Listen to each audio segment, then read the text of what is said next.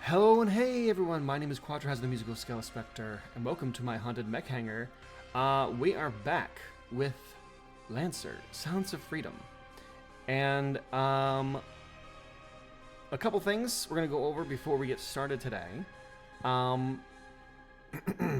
So, as you might notice, we do not have a Bjorn because of some scheduling stuff. And she has missed some sessions. For now, we're gonna go forward without her. But in the same way that we have Abs kind of as a drop-in character, the Beyond will also be as a drop-in, drop-out character, NPC for now, and we'll see how that goes for now. So just to make it easier for me to balance. Encounters, we're going to be going off of a 4-person party. So yeah, that's kind of if in case you're wondering, because then I moved these guys around. I gotta probably still adjust the layout of here. But anyway, how dare you? How dare you? Yeah, I know. Wow. So Unbelievable. we will get into the introductions for everybody. And then, if anyone wants to recap, I will give a free XP. But let's do a introduction. I will first. gladly do the recap. Okay. Well, if I do the recap, I can instantly level up, and it'd be very funny for me. So I'm kind of. Do you have a power in mind, or is it going to take a minute if you do that? I already have a power immediately in mind.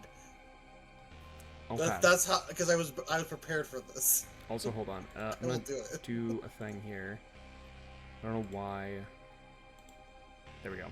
I still don't know why the capture keeps shutting down. I'm going to try and fix it. I was trying to fix it before stream, but clearly did not work. So if things look like they're paused unnaturally for anybody, just let me know and I will refocus it. I don't know why it does that. I don't know how to fix it. Because I technically don't minimize It's because it. you're stinky. Shush. I wonder if it's a Foundry issue and not necessarily like. No, well, it's me capturing a GM view, so you guys don't see everything that I'm doing. So it's not trying to catch Foundry; it's trying to catch a browser. But I'm using Chrome. Maybe I need to use Firefox or something else. I don't know. Maybe it's the issue of the. We can figure it out. I'm gonna test some stuff. I'm gonna test some stuff at some point. Okay. For now, it looks like it's working again. Let's go in order from left to right. Dinkle Fisher. Hi, it's me, Fisher. I'm here. I'm father of cryptids. I play Fisher, who pilots Megamesha. Don't worry about what I am. Just know you're stuck with me, and prepare to be blasted in the face with a buttload of. I know you got Chris for a little bit. Yeah. I'm very crispy. Also, Crispy. I will do that again. Hi, I'm very crispy. Hi, I'm father of cryptids. Don't worry about what I am. Just know you're stuck with me. I play Fisher, who pilots Nagamesha. Don't worry about what's going on. Just fear for your life and be prepared to be blasted in the face with a shitload of laser. Thumbs up. Thumbs up. Was I there that time? Yeah. It was all Yeah, good. you're good. Crimson Ishino. Hello, I am Crimson. I'm playing Ishino, pilot of Zeitgeist. A stab. Rustum Coenzel. Hello, I am Rustum, the hero of the Persian Empire, reborn in the modern day to battle evil on the internet. But today, I am Coenzel, the, darn, I lost it for a sec. The convict, formerly of the Blackbirds, and I have been held at gunpoint for how long has it been? A month. A month. Thank you. For a month? Yeah, I guess technically, yeah. Wow. Man, you really fucked up. What a long stare down this has been. What did I do, man? All I did was let him live once. And exactly. And now you gotta live with this. Who knows? Maybe we'll find out. I know. I was very emotionally torn up about it for days after the fact. Well, on the one hand, I guess that means I did my job right. On the other hand, I'm sorry. But also, I planned for that to be earlier in the session, so we could have ended with, like, that whole thing instead of starting a new session with it. But we ran out of time. Anyway. Yeah, that would have definitely been a lot more effective. Well, I would have started off with all those emotions so fresh. Yeah. Well, I mean, it was a good cliffhanger. So, Unseen, Micah. I'm Unseen Demon. I mean, live in your walls. I eat your wires. Yum yum from my tum tum tum. I am playing Micah Nenov, a bit of a bruiser character in who goes by Risky Tasker as a codename in his mech Meteor. I have a shotgun and I throw people into the wall. If you're near him, you are already in the wall. If you're near him, you're in the wall. If he can see you, you're in the wall. Or if you're across the map, you are already in the wall. You just don't know it yet. Across the map, he is approaching you. You're going to be in the wall.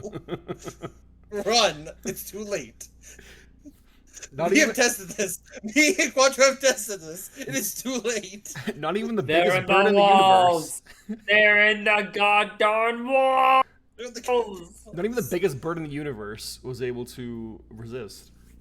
Yeah. Should I go over the recap then? Oh yes, if you would like to recap, so you can get your bond power, which is very funny and may be needed. Who knows? Not me. I'll send you a picture over Discord so you can see a little bond power pic so you have an idea. Sure. You'll find it very funny.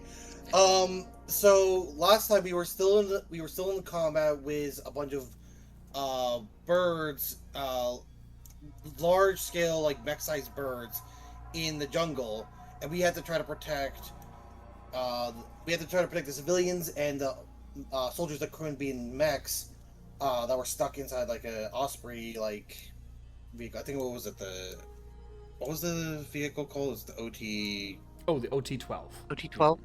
Yeah, the OT-12. So you're in the OT-12. If it makes it During easier that, to remember that, by the way, because I don't think it ever really got brought up.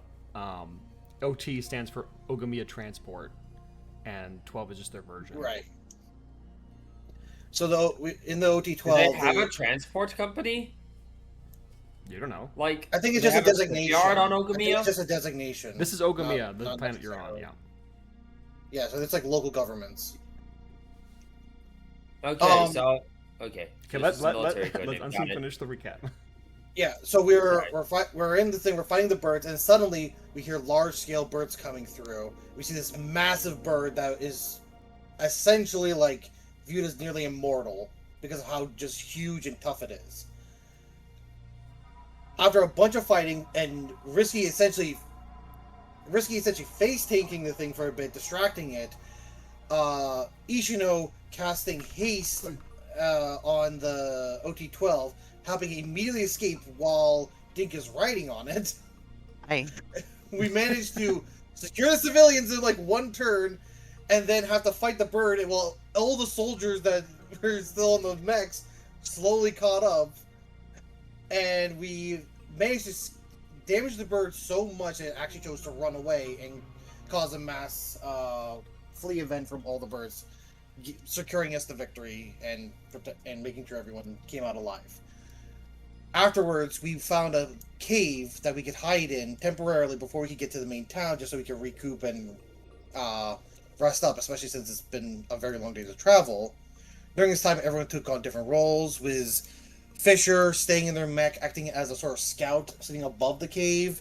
I don't remember what Ishino was doing inside the cave, but I know they were just like chilling outside their mech, I think around the civilians slightly. I don't remember exactly. Micah was doing a patrol, and Coinzel was going out to try to see if they can hunt some small game to eat something. During this time, though, the Blackbirds are also making their own plans. One of them following Quinzel and actually jamming their location from us, so we can't see where Quinzel is at the moment, and we learn and putting them at gunpoint as they are portraying us. Another one attacking me as I was trying to chase out their last known location. One of them looking for Ishino, and another one in a mech, getting in the way of Fisher, and that's where we ended it, I believe. Mm-hmm. Okay. I think I got all the key points. Yeah, I think you got everything. Yep. So yeah, you have your XP and your Woo. bond power, as long as it just follows the correct rules for everything. All right. So we're gonna pick up from the fact that everyone is in a form of combat, one Blackbird for each of you. Now, technically, we also have Anna and Barn around.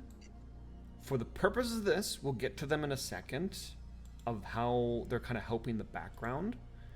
But let me turn on to some more combating music.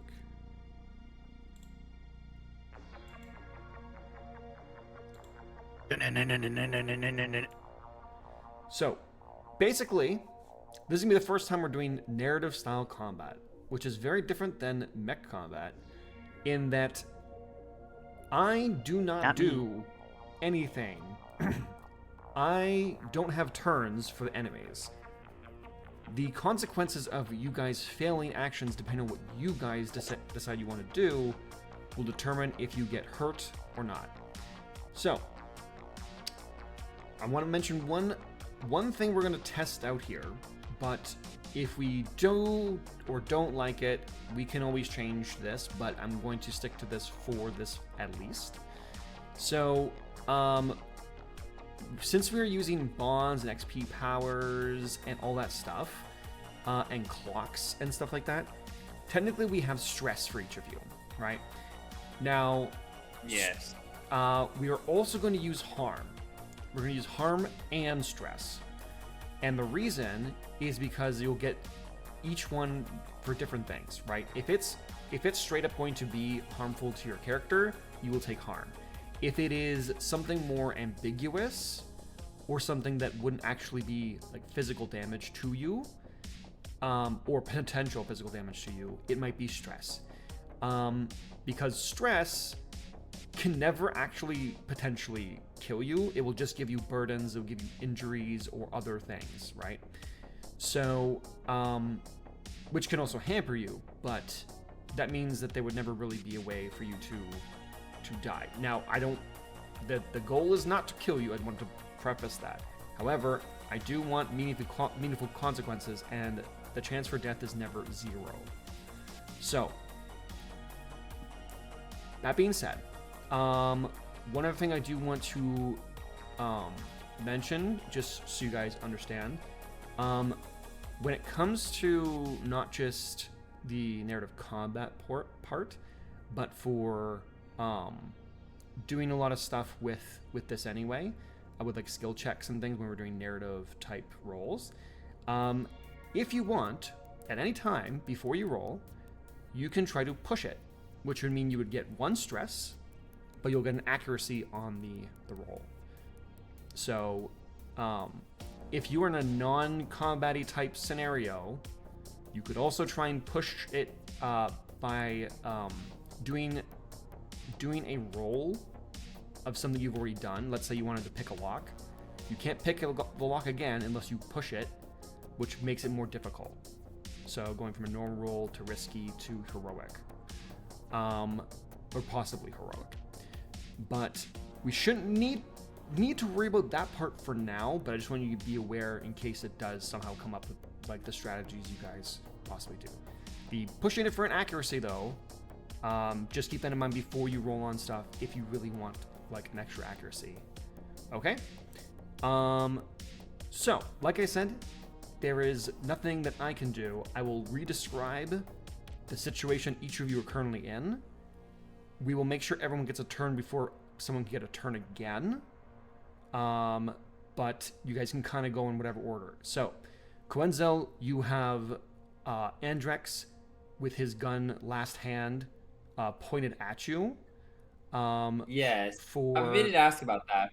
hold How on, close is he? hold on. Before we get to that, I'm just going to describe so everyone knows what situation they're in, and then if you want to go first, you can, and we can ask any other questions. I think that's okay. But to answer that though, anyway, because it's describing for the scene. He's maybe somewhere in the realm of like 10 feet away, 5-10 feet. Maybe in between there somewhere. You're not quite sure. Oh, Somewhere, come on. somewhere around there. Yeah, he made sure to have some distance. Just like being within his firing range. Okay. Ishino. Because you had rolled a successful stealth beforehand, you are nearby where, like, you're in the caves, you're hidden, and Miles seems to be trying to look for you with one hand on his sword. His headgear is flashing though, and it's like it's trying to scan for you.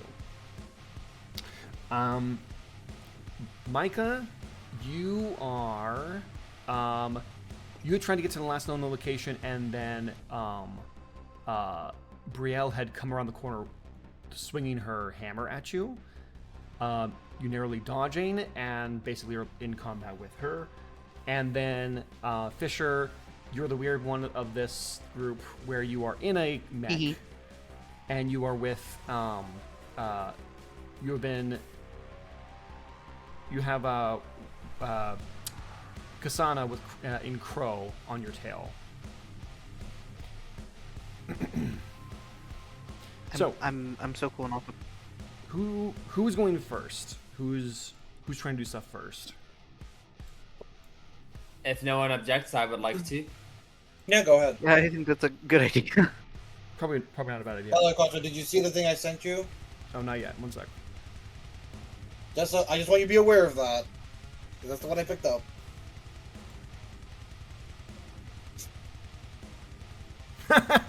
Okay. You see why I thought it would be funny? All right. I can't wait Are you for doing this. it? Are you taking that, by the way? I will wait till my turn, and I have a way I want to describe it so people can can enjoy the reveal. Sure. Okay. Quenzel.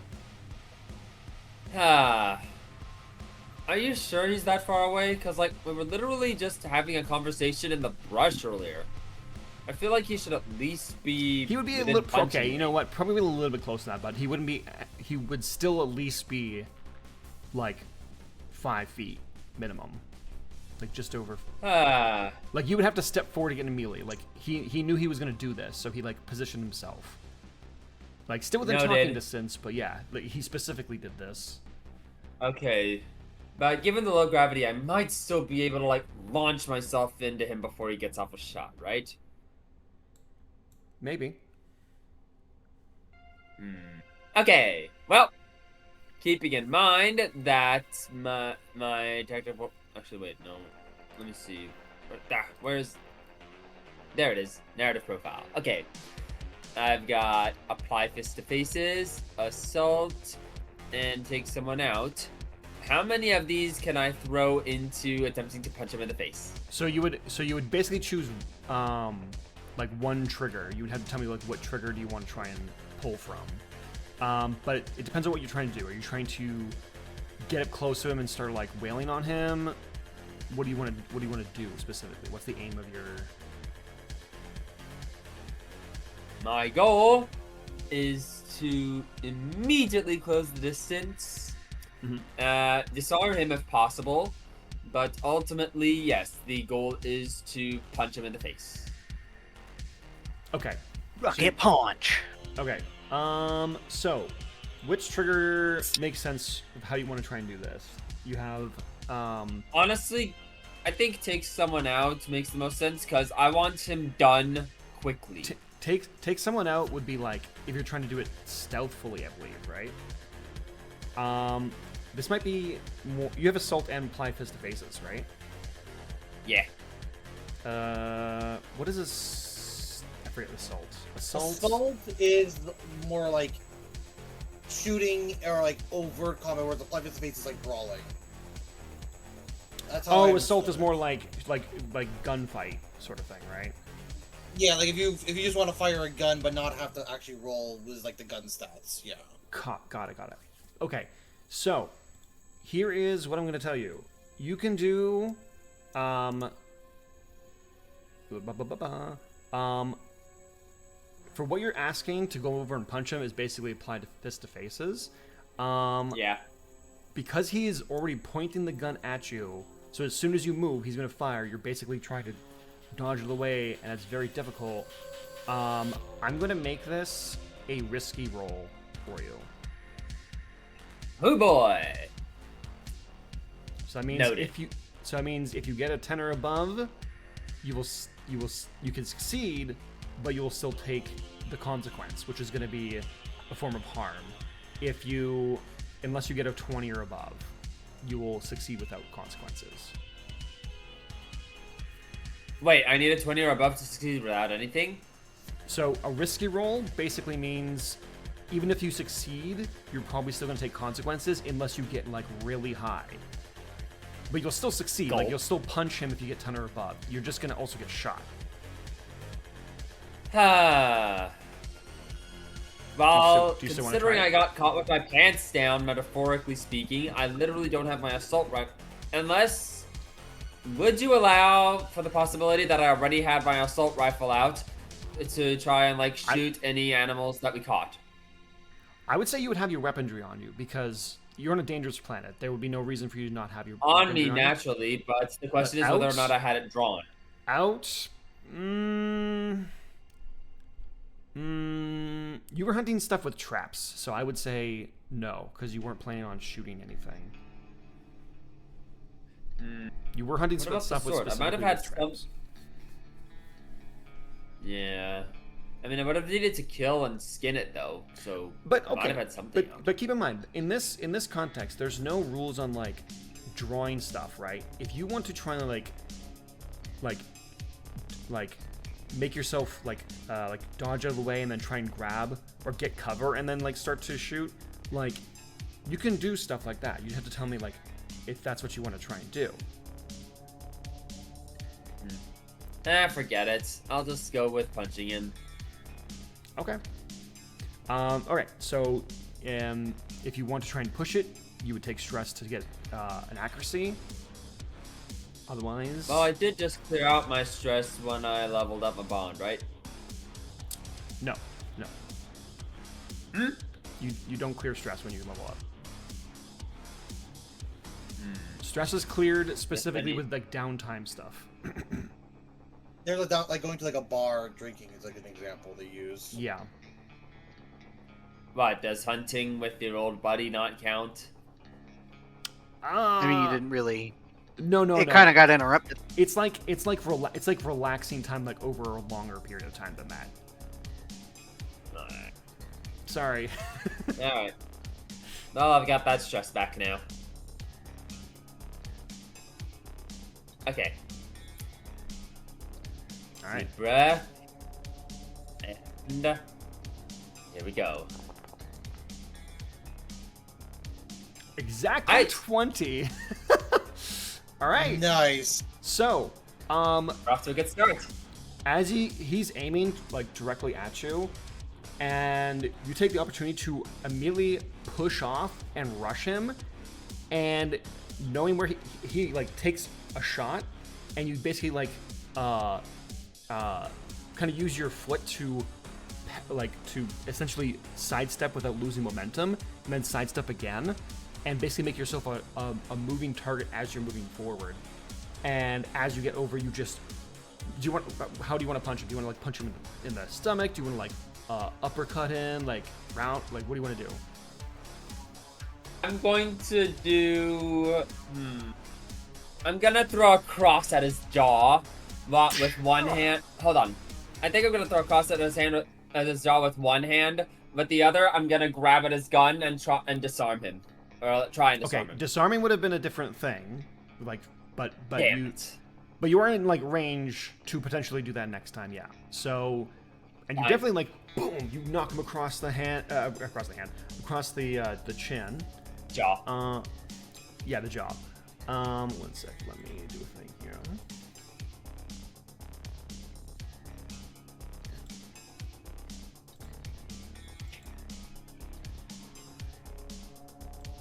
Okay, as you do that, so you don't take any harm, you don't take anything because you got the 20. So you Nice. successfully did that, right? You knock him across the jaw, and it feels weird. As you knock him across the jaw, you can feel like the jaw like slightly dislocate. It feels like wet almost, and where something like comes out of his mouth like it would be like blood. It's like the wrong color as it hits the ground. And then he kind of like stables himself and kind of like backpedals. He's still within your range, but he was never a physically brawling type. 1 second, everybody.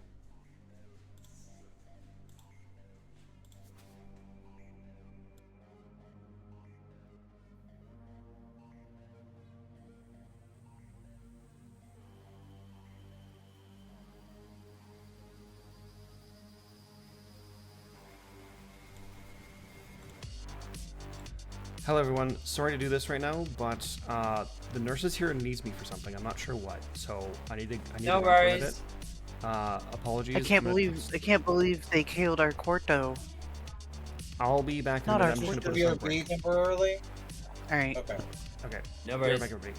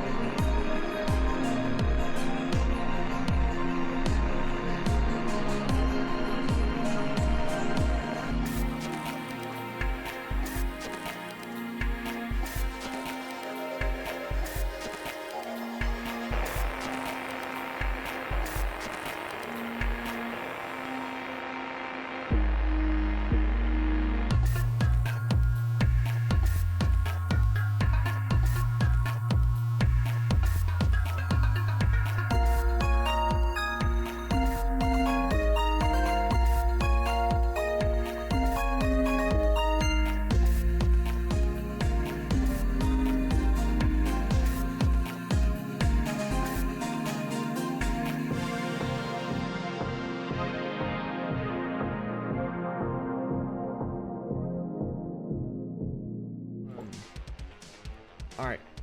Hello everyone, sorry about that. I won't go into it, but basically the nurse needed me for some stuff regarding my nana. So yeah, I had to jump away for a sec. So, that being said, we'll get right back into it. Into that, cool. Quenzel, where we leave off with you. You punched the shit out of Andrex, who then kind of like, as per his training, he kind of like corrects himself and is ready to do some like gun fu in close range with you. As you hear his barrels start to like work. Oh right, I forgot to say that. So his gun, last hand. Think of a normal revolver, right? One barrel, like one. Sorry, not one barrel. One. I guess it would be the barrel of the gun, right? The actual barrel. The spinning barrels. There are 3 of them, and those whole things rotate. So as he was firing at you, kind of reminds me of like Zerg's blaster or like the cannons on the Flying Dutchman. I forget what those look like, but Give me a sec. Yeah. But basically, I think I know what you're talking about. They fired once at you, and then and the whole thing spun as that one spun in its chamber, and then a different thing spun at you. As you were getting fired at, one of them seemed to be like a normal bullet as you dodged. Another one then seemed to be like laser fire, and the last one exploded a tree behind you. Yikes! He has 3 different Good types thing of I dodged. He has 3 different types of ammunition in the same gun. Oh, that's real concerning. So he's got so it's like he's the human form of that walking armory perk, isn't it? Kind of. All right. But you did manage to do some damage. Anyway, who would like to go next? Who is the closest to him between me and Ishino? Or me and Fisher? To be completely fair, probably Fisher, because Fisher had the earliest warning sign of all of you, and is in a mech, which can travel faster than you guys can on foot. Do you want to just kind of work our way further away from the fight? Yeah, sure. And then kind of reset? Fisher. Hi! You're making your way towards there. This mech is fast. Well, actually, what is your speed? What is your mech speed? Just so I have an idea for consistency's sake here. Speed. I'm blind. Speed 4, yes. 4? Okay, it slightly outpaces you at 5. So you have the head start, but as it like gets towards you, you see what looks to be this let's see here. Oh, this isn't even the right thing. That's fine. Basically, to show or to paint a picture of Crow. Crow is like this. It's a humanoid shaped mech, whatever, but it has like a cloak of like of black bird feathers on it, and as she runs up beside you, she at first what looks to be tries to stab you in the side from an angle, and it kind of like it starts to retract. Not retract. It starts to extend. That's what it looks like to you. For the first little swipe here, I'm gonna say nothing happens because it's up to you to tell me what you're doing. But that is her method of attack. She's like getting up. She's gonna get up close. What are you doing? So it's a bladed weapon that's extending, and she has something in it. She's trying to stab you with. This is all like heat of the moment. Like I'm basically asking you. This is sort of like method of attack. She's like right up beside you. Looks like she's about to attack you.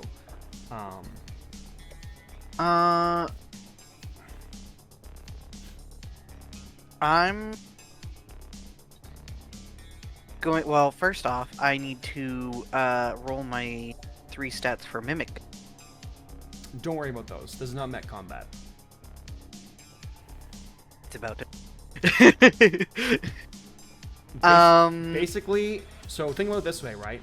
The way I'm going to run this is instead of where everybody else is running like triggers with their skills and stuff, you are in a mech. So you're using your mech skills instead, but it's going to be functionally the same thing. What do you wait? So for example, if you wanted to dodge and weave and get away, you could use an agility of your mech. Oh. Yeah, I might as well dodge. Give her a chance. Think about what she's doing. Basically, you have like 4 options and things. You're gonna try and dodge to give yourself some breathing room. Yeah. Okay. I don't know. I'm gonna say I'm not gonna call this risky for the fact that you kind of had an early warning. She's trying to catch up to you, so she's in the back foot here. But she is a type of mech that she's a sentinel type mech. She is made for getting close and then not letting you leave. So I will say some stuff cancels out here, at least for the moment. But you can make an agility check, and if you let's see, do you want to? I mean, I don't think agility is technically a stat on here. Like, there's evasion.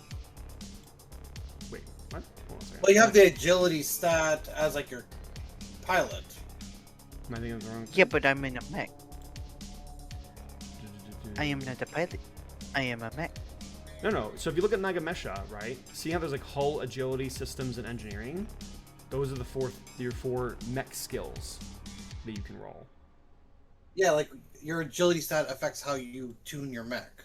Yeah, those will That's change kinda based how on it's your like. pilot skills, but that's what you plus Nagamesha can do in terms of skills.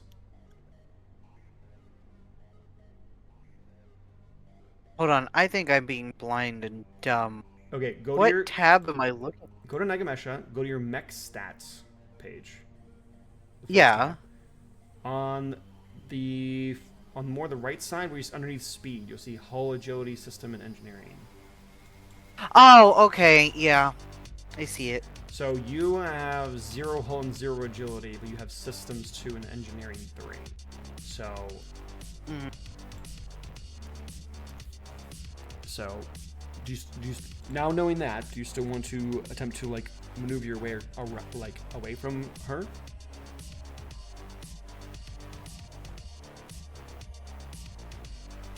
Okay, so it actively looks like she's probably gonna try and stab me, right?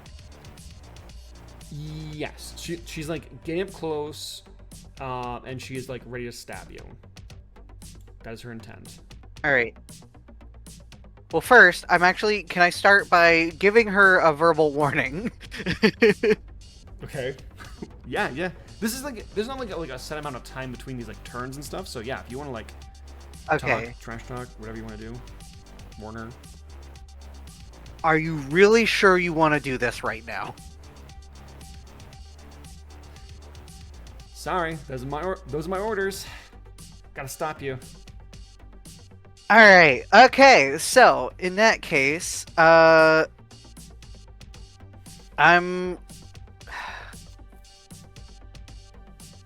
I know it'll hit if I just go for a straight up Omni. She's gonna stab me. I'm gonna shoot her. Okay. Don't bring a knife to a gunfight. So basically, what you're doing is you're gonna like try and blast her in the face as she tries to get close and stab you. Yes. Okay. This was your Omni It's a gun? guaranteed hit if I use Omni gun. Guaranteed hit, guaranteed damage. Guaranteed hit, guaranteed damage. Okay. So I would consider this.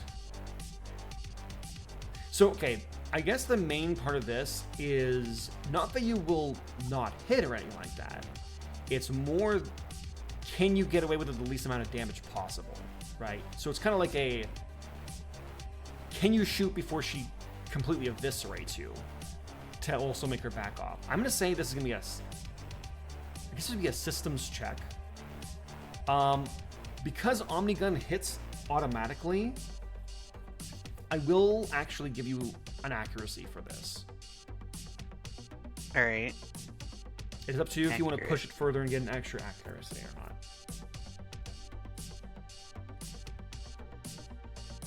If you fail, she is aiming not for your mech stuff. She is aiming specifically for your cockpit. She's trying to. Not the giant bobo ball. Yeah, she's gonna try and. I mean, it's stab it's you. a very big area to hit. To be fair, Yeah. it's like 90% of the body. Sure, Shut up. sure, but she's like going for the kill sort of scenario. Is what I'm saying.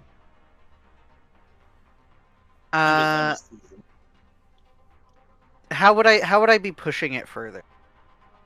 Pushing Like it, it like pushing it a means you like take an overheat You would or take no. Pushing it in narrative combat means you take stress, but you would get an extra accuracy. So basically, I think means, I'll try for just the one right now. Okay. All right. So systems accuracy or yeah, it was just systems and then one correct? Systems 1 accuracy. Yeah. 16. Okay, so you, because it, at least for the current one, basically, to explain, right? If this was both of you standing there and doing this, the role that I would have asked you for is much different. Because you had the jump on her and she was trying to catch up to you and do this, is what made this a little bit more in your favor. So as she comes up, you see she tries to stab you, and you essentially turn on her. Your Omnigun is through the mouth, right? Most of my weapons, flavor-wise, are all through the mouth. Okay, so your laser beam shoots out, hitting her directly in her own cockpit. Automatically hitting because this Omnigun had already hit. And the force of it just like pushes her enough out of the way that she doesn't get a clean like attack towards the cockpit. As what you see, at first it looked like a retractable sword. It doesn't look like that anymore. It looks like a flip knife, like a giant flip knife, like a switchblade. That's the word I'm looking for. But it is like essentially like a laser tipped one. Oh no, sorry, she's a kinetic one. I'm sorry. It is actually just literally like a giant flip blade, switchblade. God damn it. As it like skims the orange fluid cockpit of Nagamesha, as she's like kind of forced back and has to like essentially spin and kind of dig into the ground so that the momentum of her running after you doesn't like completely trip her. You do hear the comms like I'm just gonna make a note here. Quick question, just for all of us. Now that we're seeing mechs fight, pretty much right outside the cave. Yeah. Everyone's pretty much aware that there's like some infighting going on at this point, right? Or at least like Yeah, it's something loud going on. enough. It's loud enough that's like the Also, guard- we're on our somewhat open like our group comms channel. Yeah, but I think he means more for like guard or like Guard no, and then I can Civilians probably know. even see you guys. I'm just fighting. civilians are starting to panic within the cave. Where they don't know what's happening. And guard are trying to get it like right now. A lot of the guard are trying to like also quell the unrest of the people right now. But a few are starting to get into mechs getting ready to assist. Not sure what the hell is happening exactly. I'm gonna say this is a good time as any to bring it up, I suppose. Anna is going to begin working on getting her drones out, and is essentially going to have a drone on each of you to have like kind of like a not just the comms, because you guys already have comms, but like have like kind of like a video feed and map positionings of where each of you are broadcasted to all of you, to give a little bit more clearer context if any of you need it in the current moment. And even though only Fisher is in a mech right now, the rest of you... I have data plating. You have data plating? Okay. Yeah. So you would get that information. Yeah, I also have data plating. Data plating is... remind me what that is again. I think data plating is like something on your skin, right? It's like Yeah, I think it's mostly like just for like quick file. General term for any comlinks jewelry, subdermal netting, wearable jaw, brow, or maxillary plates, etc. that allows subvocal communication and persistent heads-up and augmented reality displays without wearing a helmet. Oh yeah, then... Data plates can quickly translate nearly any language and allow users to communicate with each other all but silently. So basically, It's a codec. Ishino, do you have... Ishino and Micah, do you have data plating? no. Okay. Basically, whatever counts for like a sort of communicator you might have, which probably all of you have some sort of thing, if you have the moment to look at it, you would essentially get any kind of data you need. The other two, you essentially get in a heads-up display if you need it in the current moment.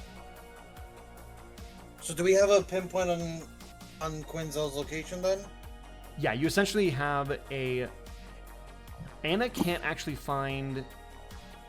As soon as Anna's drone tries to enter the bubble, everything goes like staticky. So she keeps it just outside and gets like, but you can see, and because she can triangulate, she knows exactly where it would be, just not on sensor. She's like she's doing all of her processing power to manually essentially triangulate where they are on the map, so you have an accurate up-to-date map, because also Fisher is now busy too, so did I not have actual visual contact on me, or no? Sorry, Fisher, what were you saying?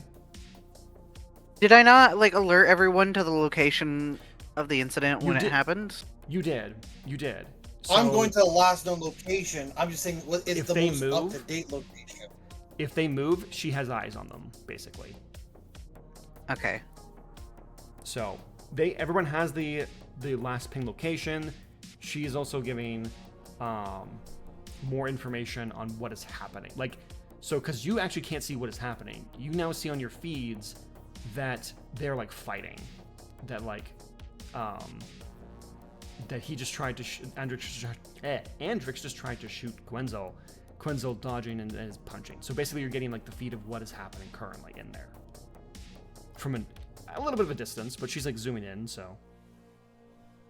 Anyway, Barn is... What is Barn gonna do? Barn is essentially getting in his mech, we'll say for the moment, and is going to, let's see. I guess he'll come try and, it's funny because I actually had a thought of like what I was gonna have Barn do, and now I completely forgot. My brain is like so mush right now. Barn is going to, I guess, just be, he's on his way to come help you, Mega Mesha. Makes the most sense. That being said, we still have a couple people who need to do stuff. So between Ishino and Micah. If I can go, because I imagine if we're going back from the idea of going further from the Quinzel fight, it should be me, I believe, right? Yeah, Ishino is in the caves, so yeah, I guess it would be Micah next. So I get to reveal what I picked up. Finally! So I already have when I dodged earlier, I essentially dodged and instantly drew my weapons. I'm gonna actually look what looks like storing my pistol, but I'm actually handing it over to my tritary arm that I have that mounted on my back. So it's holding the pistol perfectly, because it can't hold the guns. And I'm going to grab like a stone or something, and quickly chuck it at him, just to kind of distract him a little bit. Her, but yes, go on. At her, yeah. As soon as she's distracted, I'm in a mobility suit, boost forward as close as I can, try to hold their weapon so they can't swing it, and then the Tri-Terry arms are going to come over, and I'm going to do tear throat and instantly kill the NPC. Wait, no, we didn't know alive! I don't care. Damn it! All right. But there's a cost for doing that, though, right?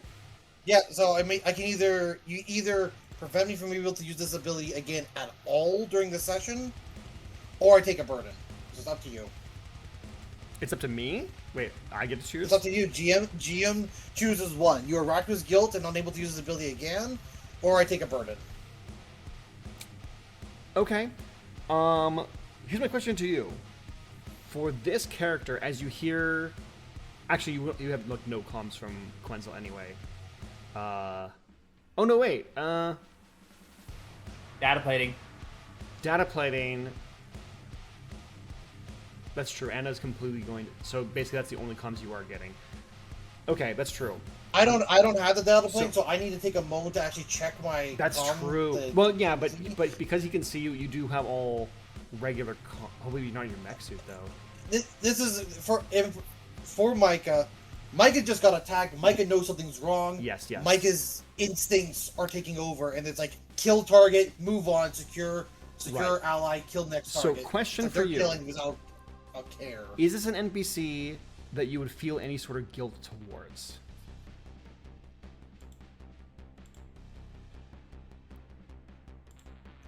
In the immediate, no. Maybe if I had time to reflect on it, kind of thing. Because I don't really know the Blackbirds at all. I don't know anything about them. I barely interacted with them when we were working together. And now that they've attacked us, I kind of like... they're too dangerous. I'm killing all of them if I have the chance.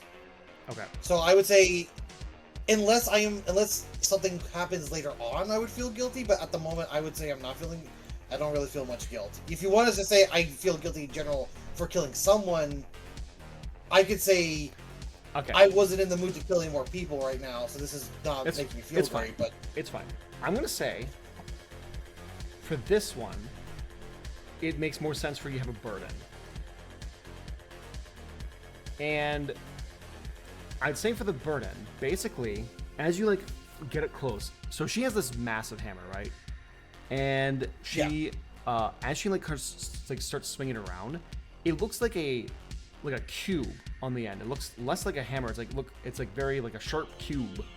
But as you look and she starts to swing it, you see there's like grates on the backside of it, as like there's like this energy that essentially pushes it forward as she uses the momentum to like swing around at weird angles. As you get close, you use your rock to kind of like distract her for a moment as her momentum kind of like gets thrown off just slightly enough for you to try and get up close. And what are you using to actually kill her with? Technically, it's the pistol at point blank range with the Okay. Tri-Terry arm.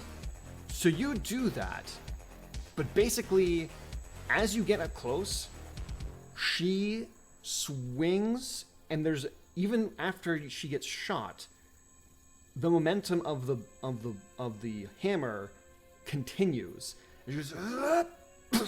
As she gets shot, the hammer continues, hits into your side, and you feel bones break as you get launched. You gain a broken arm for your burden. Shoot! I can't believe we got Halo gravity hammer.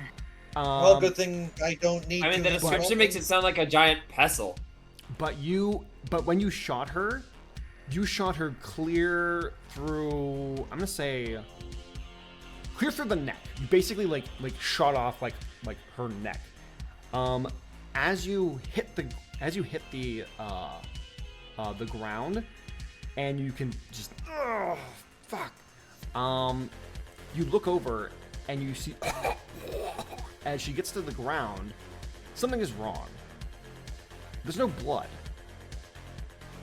what you see out of half of her neck is this orange goop that just starts to pile on the ground as her head just kind of sloughs off. Does the goop kind of look like the orange goop that Fisher sits in when they're in their mech? Why, yes, it does, actually.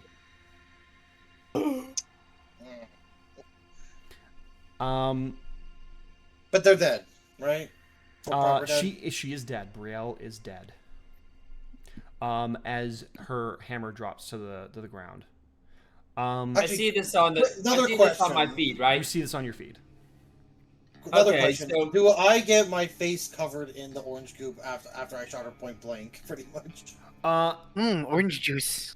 No, because not only did it blast outward from you a little bit, but in the time that happened, you also got launched. So I'm gonna say no. Okay, just curious if it just like You can go and touch it if you'd I like. got covered. What's up? You can go and touch it. No, if you'd like. my priority now, as soon as I'm like, person's dead, arm clearly busted up. I still have the tritary arm, so I can still wield a gun. I still have my good arms, I can still wield an axe.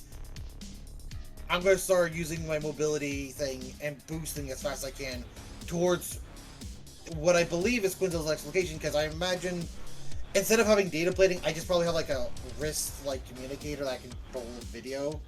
I can just see like the video feed from that, be like, okay, that's where they are. Yeah. That's And like it has like Quinzel's location and like exact pinpointing of like where you need to go. Yeah.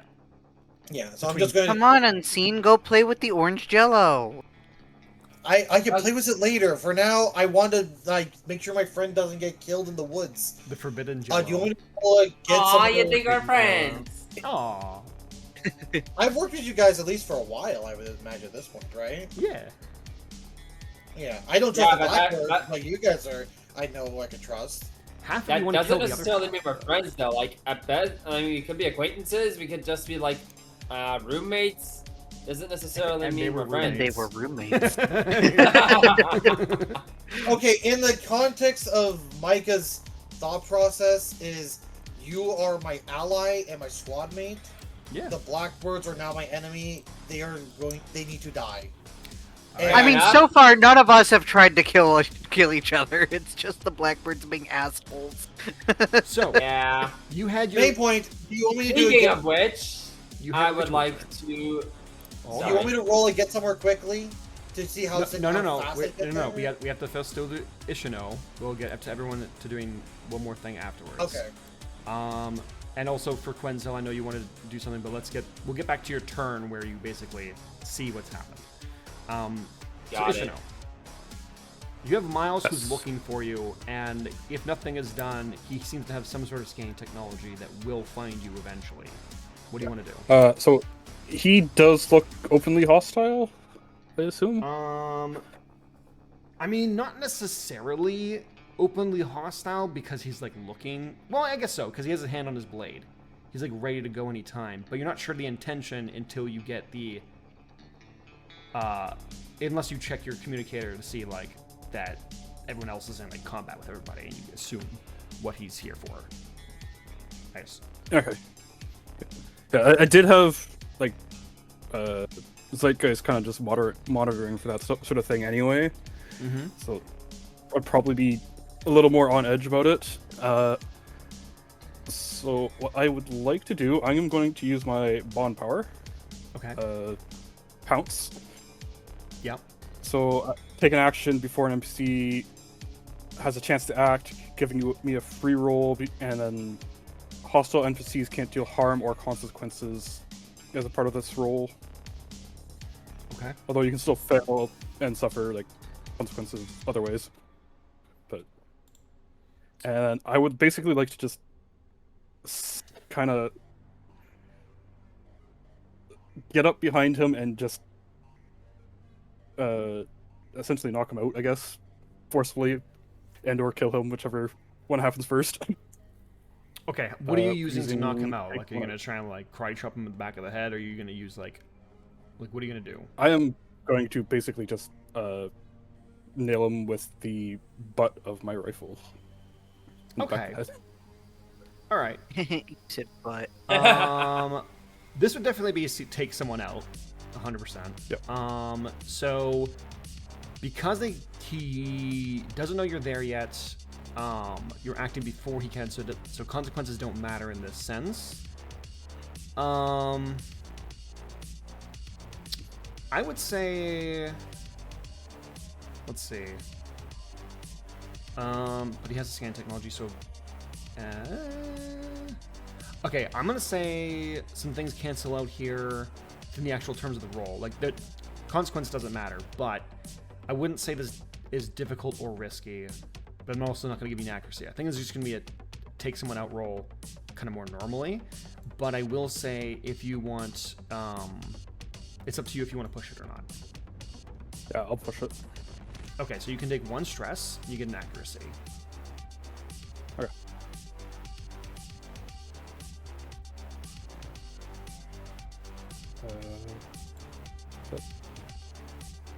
That's it. I'll put it up there. Accuracy.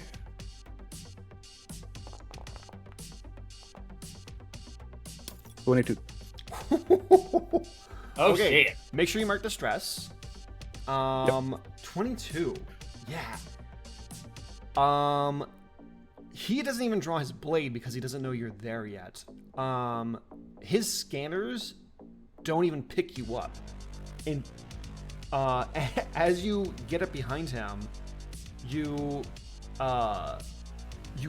extremely deftly just in the correct spot in like a pressure point essentially, but like with enough force to like knock anyone out. As he goes down, you're beep beep beep on his headset. finally picking you up a little bit too late. Let me mark that down. Okay, he is out, but not dead. Yeah. Thank goodness. With him down, I would like to take his weapon away with my third arm and kind of just. I say because you're using the third arm. Yeah, I'll pick it up. As you take his weapon, I will tell you what you have got in your hands. What's your prize? Where is it? He's somewhere. All right. You have the Mail. sword. It would be called Hinode, but is the Hinode replica. It has inaccurate because it is a replica, and it does 2 energy damage as it is a beam katana. However, it also has the bonus that as a full action, you can make an attack against every target in burst 1.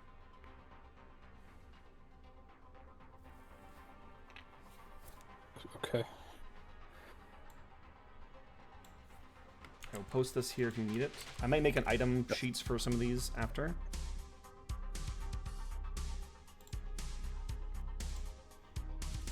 So basically, as you like briefly draw it from its sheath, because it does have like a sheath, but as you draw it, it seems to be like a beam saber that's constantly going, and it's like this like red, like this like reddish glow. Excellent. And black handle and black sheath. So he's a Sith. I was stopping myself Nice. from saying it's a lightsaber. No, it's not. It's not a lightsaber. It's a katana, so it's different. It's a beam katana, like Travis Touchdown. It's definitely not inspired by Travis Touchdown's beam katana. Anyway. Yep. I am gonna basically attempt to try dragging him away towards my mech and away from like the group of people. Okay.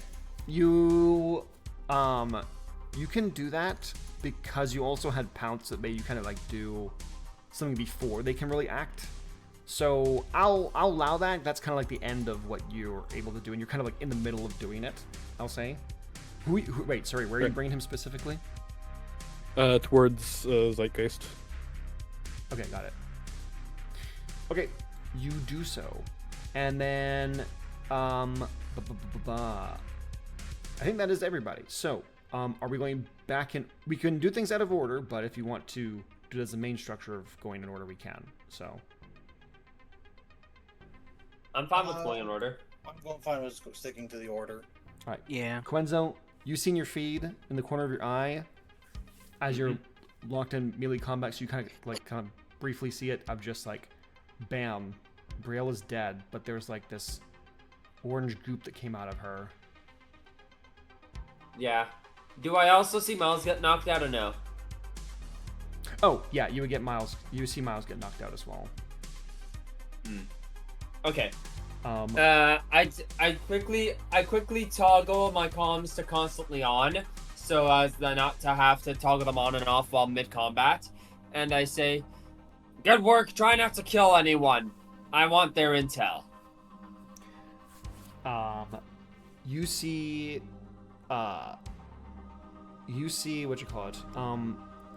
Now that you've seen that, and you see Andrex, with where you punched him, it wasn't blood. You see coming out of the corner of his mouth, there's like this orange goop. Yeah. Is that normal for clones? Forbidden Jello.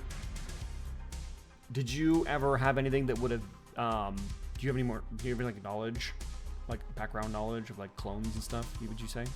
I mean, is cloning technology legal? Is it something that was studied?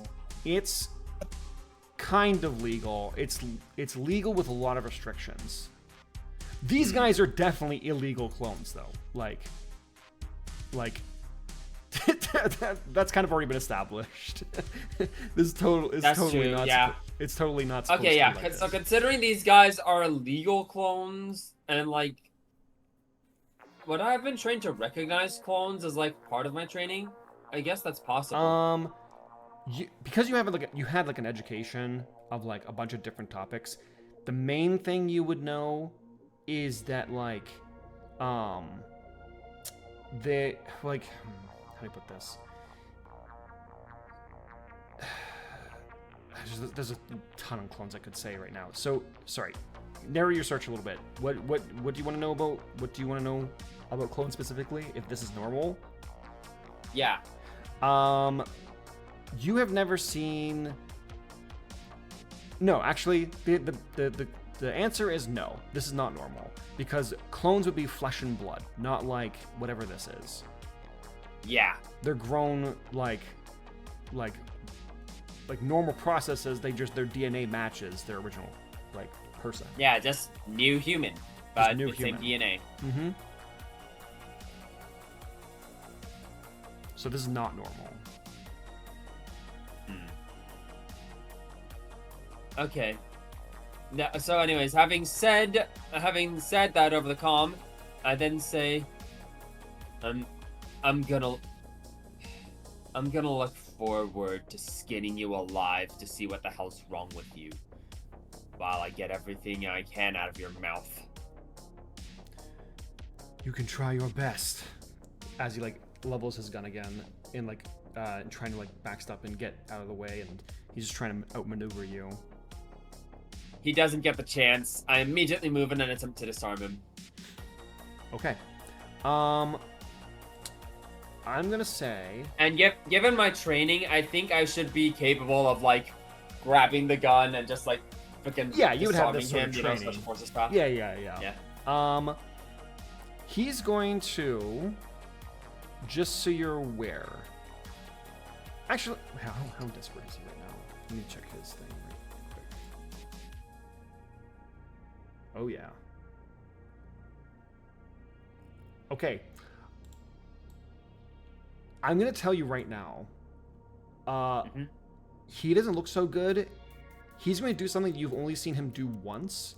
So this is like a do or die situation for you. Well, more for him. Shit. More for him. This is like his last thing. You've seen him, his weapon specifically. He can do different like types of the ammunition if he wants. You know when like I don't know a gunner would use like like not a revolver, but like would use a type of gun, and they would like hit the handle and just like rapid fire.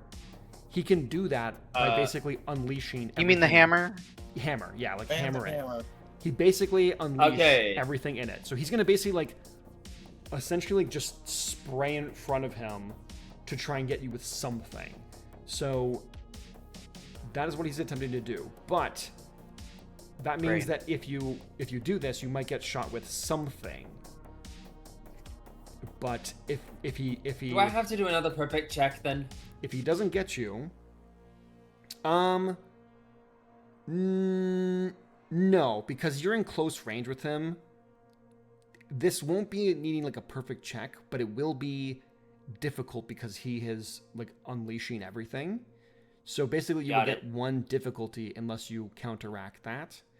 But unless if he fails, this, huh? If he fails, he has nothing left in the chamber. Like he'll basically be defenseless. So wait, he'll be a lot of ammo? I won't get anything. Yeah, he's unleashing all his ammo to try and do this. So basically he'll have nothing left to which means I'll have nothing left when I take the gun from him. Jerk! Well, he probably has extra ammo on him.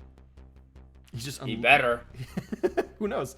This will be a difficult check, but I don't think there's a grappling skill, so I think it's still going to be applying fist to faces. It will not be risky, so as long as you succeed past a 10, you will You will succeed. So, do you want to push it? It's up to you. I'm not pushing it. You're not pushing I mean, obviously it won't be risky. Risky's still in the cave. No, I'm out the cave. I should have known you'd make that kind of joke, Dink. I'm in the jungle. I'm just not there yet. Okay, as time slows down and he tries to... You try and maneuver. Oh no!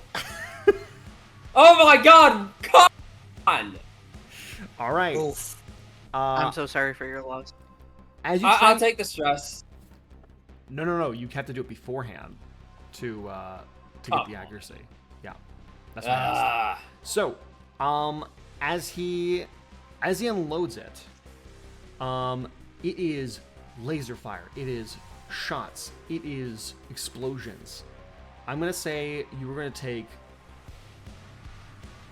Hold on, because I'm still getting used to the system for how much damage is which damage. Because 4 is like the max you would take in like a thing. I think that's too much probably for this. I am gonna say I think you're gonna take 2 harm for this. I do have a heavy hard suit with armor, so. Wait, hold on. How much? Maybe I think I might be thinking of this wrong. How much armor? Not armor. How much health do you have? Just so I can gauge. Maybe I'm thinking this wrong. Let me see. New system, folks. He has an amount. I see a heart that says 11. I guess that's my health. So that's like your mech. That's like mech combat. Like if you're go to your pilot. Go to your pilot. I am my pilot. That's what I don't know if they post like exact harm health though here. It doesn't look like it. 1 second.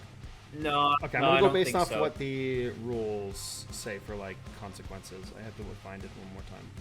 Apologies. Anyways, I've got a heavy hard suit that has armor bonus of 2, HP bonus of 3, also evasion of 6, and speed of 3. Okay. Hey Quattro. Hi. We're an hour and a half in. Banana check. I have the bananas up. What the hell? Why does it not work sometimes? I don't get it. It's because you hate me. I had it up. I had it up. I don't believe you. Oh my goodness. Anyways, I got 11 health. Okie dokie. 1 sec. Let me... I think it's a narrative.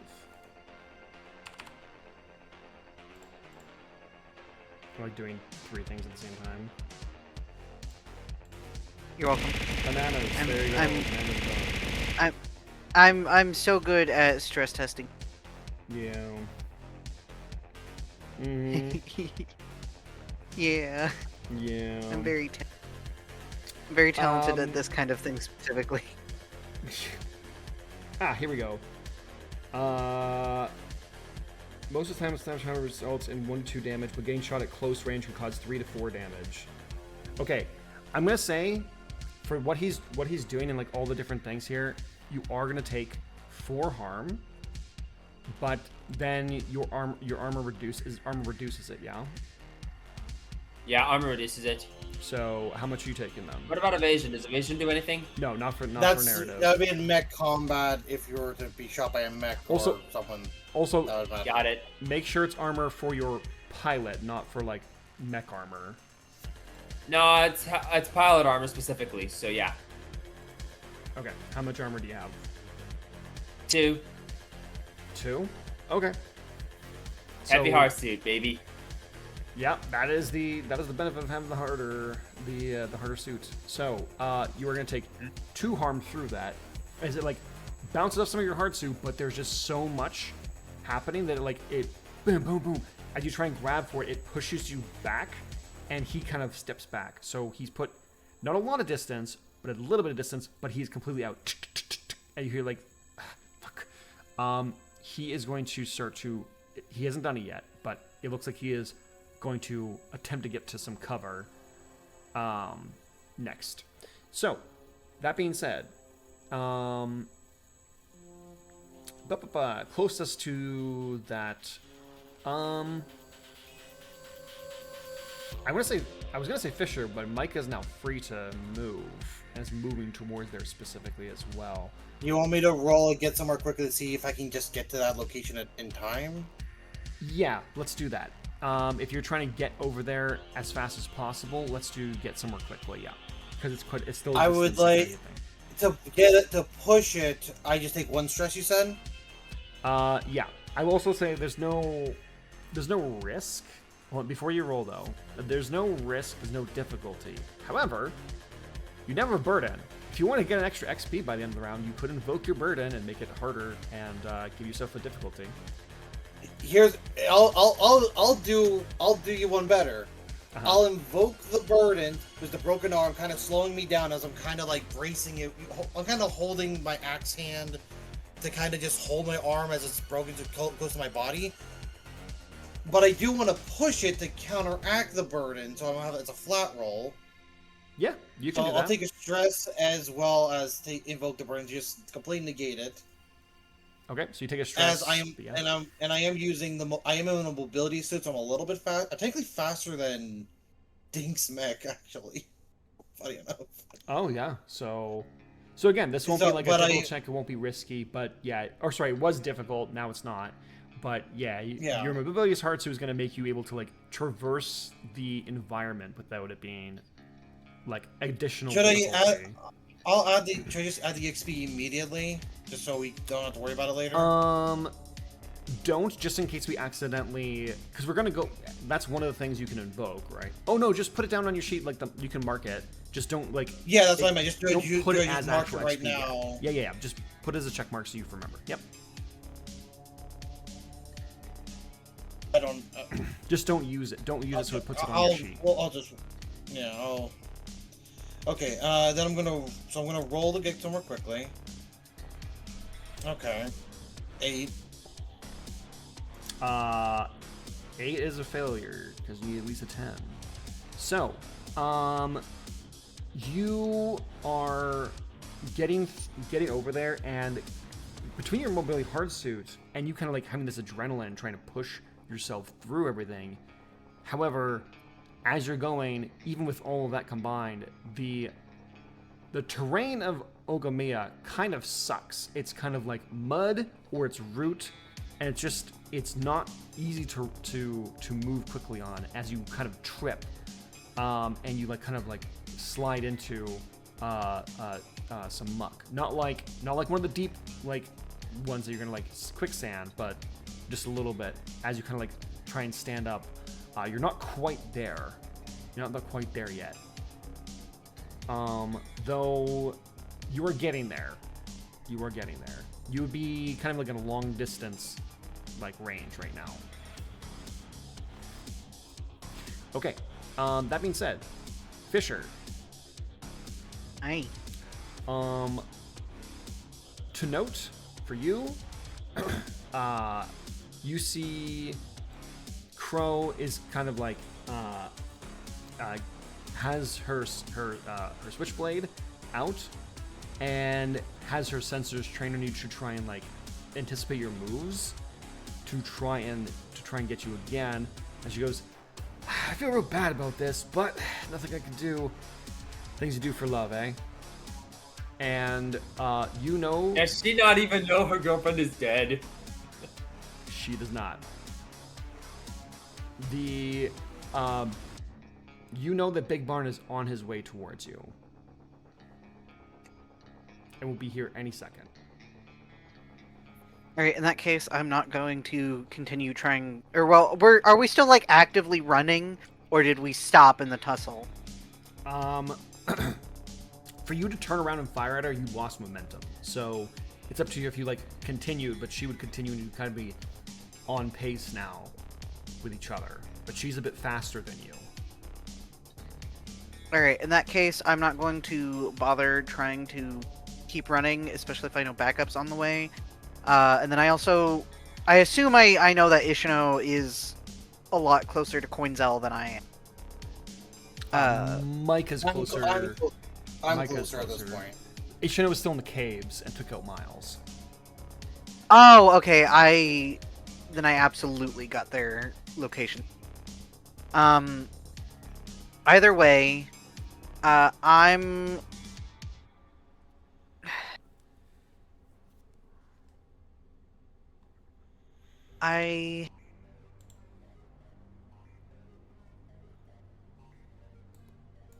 going to. Where is it?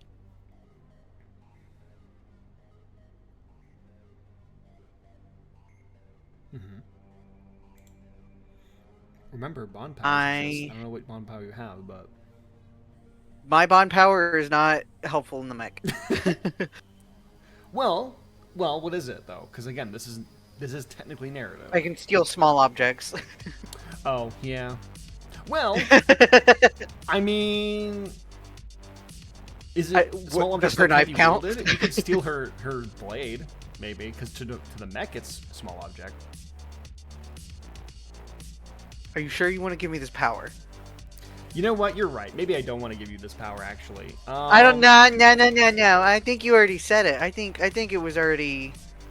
Hold You on. Let me know. read. Can you Name a post visible it? nearby object that you could fit or carry in one or both hands. By the start of the next scene, you have possession of it. Oh, that doesn't help you then, because it's gonna be possession by the next. Yeah. Scene. Yeah. So that won't help you anyway. I can still steal the knife.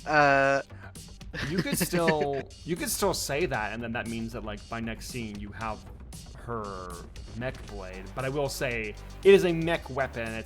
That one is not going to be something you can like really use because you need like certain licenses for different things and all that stuff. So. How do I know what counts as an NHP action? What do you mean? I have some things that depend on letting my NHP things. Sure. I don't know.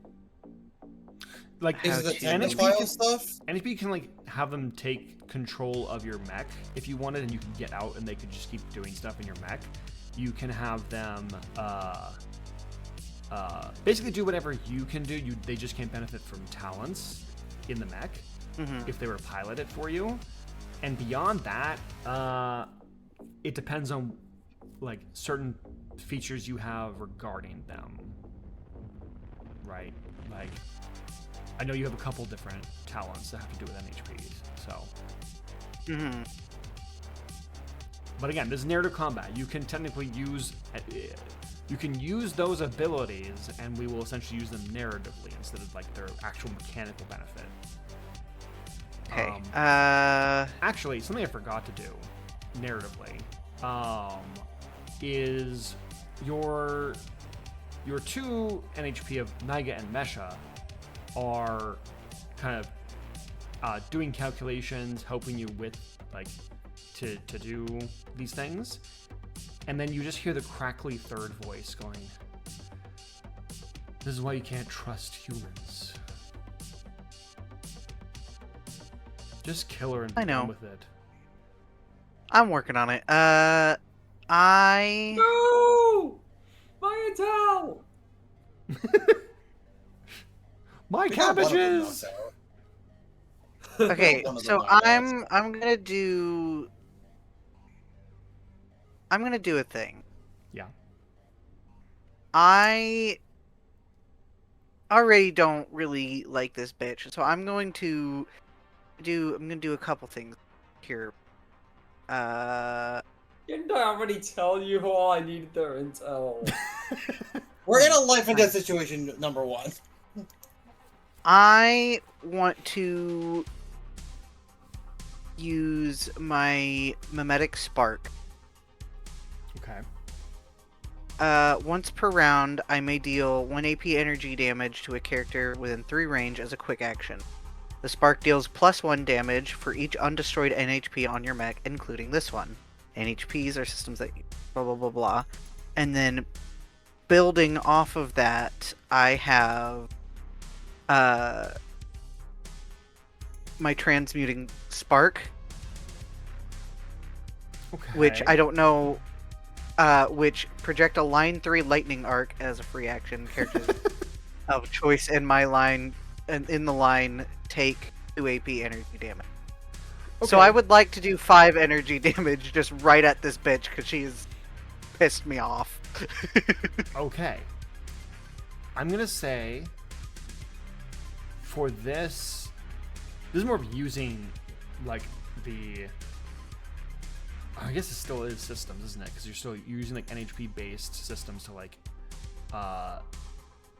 because the mimetic spark is not exactly a weapon. It is like a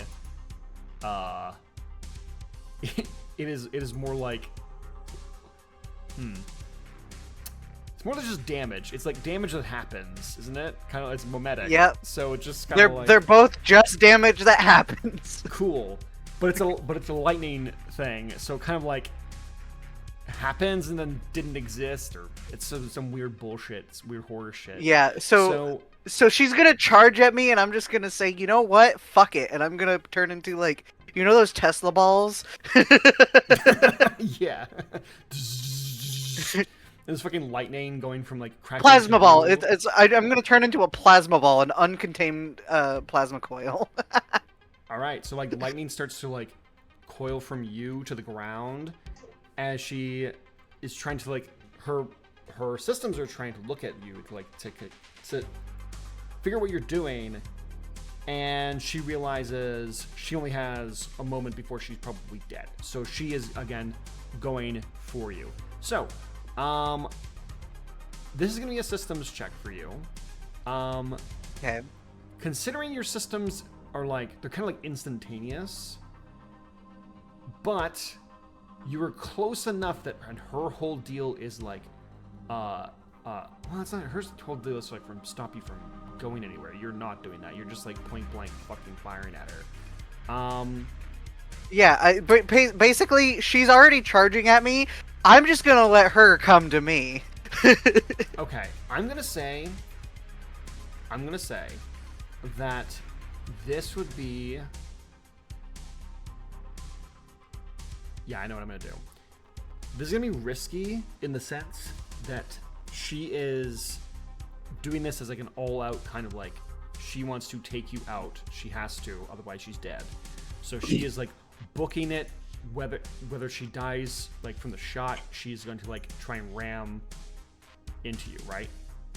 You're basically like playing chicken, but there's neither of you are backing down. So it's who gets there first, who fires first. Not in that your weapon doesn't fire faster, it's just you actually doing it which is faster. Yeah. So this will be a systems check. This will be risky, but I think I will also give you. I will give you an accuracy, actually. And the reason for that is because she is going full tilt towards you. So the line is a little bit is a little bit easier and it's instant, so it's hard for her to dodge it. And also, you have Alright. specific weapons for this type of thing. But if you fail, you are going to take some serious harm. Just so you're aware. All right. So, +1 accuracy, just a systems roll? Systems, +1 accuracy. If you want to push it, okay. Oh. Alright, so, instead of that happening, actually, hear me out. Yeah. Technophile! I know what you're doing! Student class NHP. Once per round, with the assistance of your NHP, you may reroll any mech skill check or save. Okay. Yes, I mean, that is what that's for, so... Do I keep the accuracy, or does that go away? It says just Yeah, reroll, you're re-rolling right? it, so... Yeah. Alright. If I get another one... Oh, no. It was Quattro, I claim that this is rigged.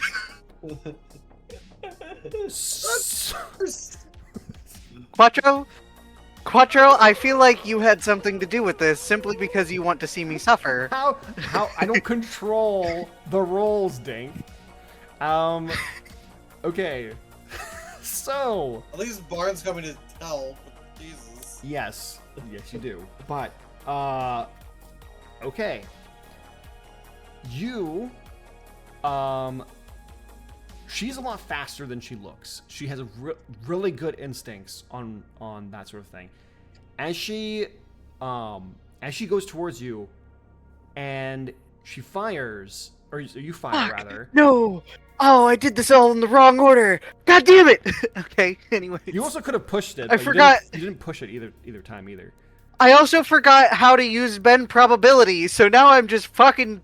Why? I'm here! How does bend probability work? I can just change my roll! I mean, you could. How often can you do that? Roll D. Your mech gains the AI tag and bend probability. Roll D20 and note the results X and Y. These numbers are lost at the end of your turn. Game the probabilistic cannibalism reaction till the end of your turn. Your trigger for probabilistic cannibalism. You or any other character within sensors would roll a D20. Effect: choose X or Y. That number immediately becomes the result of the roll. This reaction can be used no more than 2 times before the start of your next turn. I forgot to use that beforehand.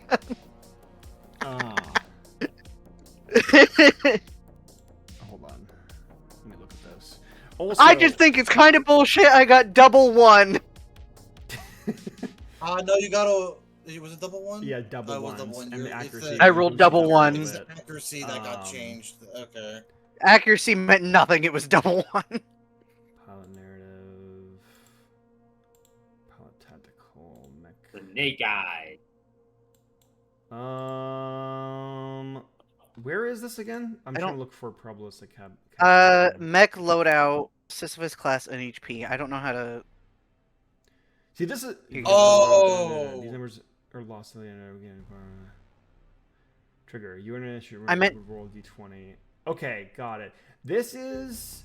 I'm gonna say that bends too close to mech combat, so that wouldn't be like the same mechanical benefit as the NHP one. Makes sense because it's specifically for skill checks.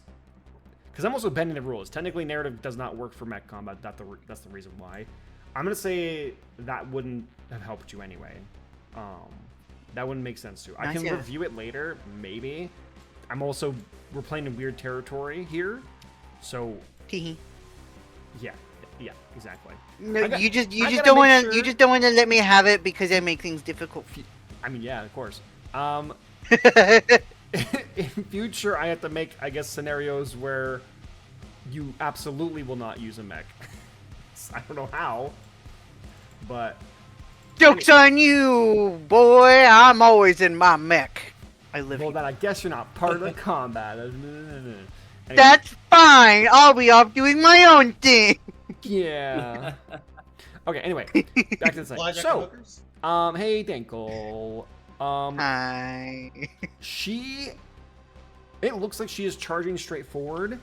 She spins in place, and you miss. As she gets around the laser beam, She then flips her switchblade, throws it to her other hand, and stabs through the cockpit and slices you. Barely missing because the way that the fluid is, and she can't really count for that, but because it's a giant knife. Hello? Thank you for the raid, RTE Hello? Studios. Welcome on in. We're playing some LANCER, Sounds of Freedom. Welcome. Welcome on in. Let me just give you a quick shout Hello. out. We're I just got dancing in narrative stabbed. Combat. Yeah, Because you Stabbed didn't one of my get stabbed by players. a mech. With the Stabbed by a stabbed mech with besides a giant.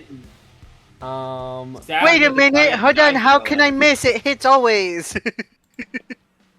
yeah, but guess what? It's a big combat. You hate me.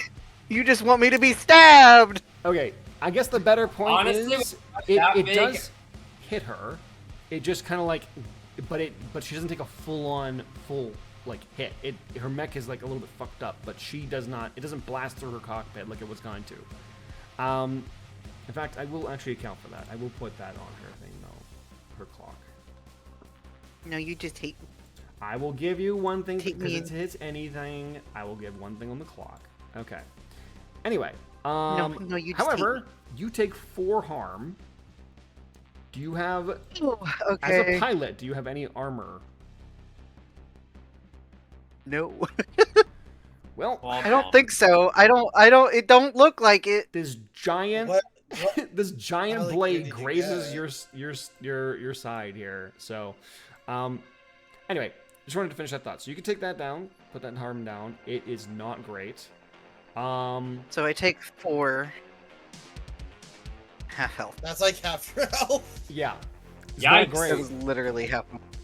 It's not great. I just got like almost cleaved in half. Yes. Basically, if it wasn't for the way that the fluid works, which is kind of like its own like metal fluid, then you would have been like dissected. You would have been completely cut in half. It like Is averted. the mech leaking now? It is a little bit, yeah. That orange goop. So she takes out the knife. Goes, holy shit, that was close. All right, moving on. Back to You're within blasting range. Oh, actually, I should say, as she does that, you then see a grappling hook come from off screen, grab her, and Big Barn comes in and like grapples onto her, and he goes, "Go, go! I got her." So Okay, well I can't leave yet. It's not my turn anymore. yeah. You politely tell him. Sorry, Big Barn. I have to wait until the next narrative combat round. Ishino, Okay. you dragging Miles back. Yeah, so I guess get back to where Zeitgeist is, and I kind of bring his body up and just to Zeitgeist, just go, hold on to this for a moment. Okay, boss. Zeitgeist looks down and then takes him in his hand. And kind of just checking around. I'm going to try and head to the closest to Quinzel and help them Okay. if I can get there. As you're Okay. leaving, you don't need to stop for this to happen. As you're leaving, Zeitgeist goes, "Do not forget what I said."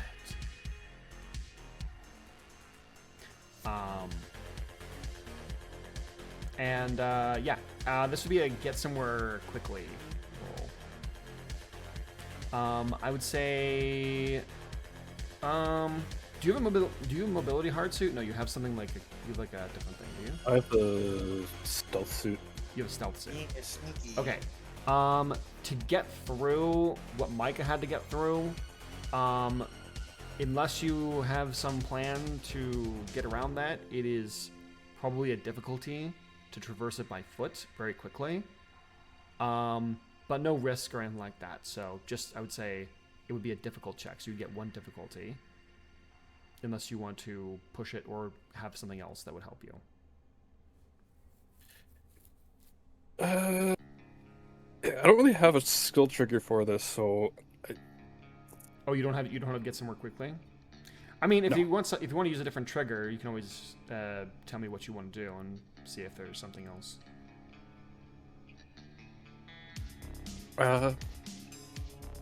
So the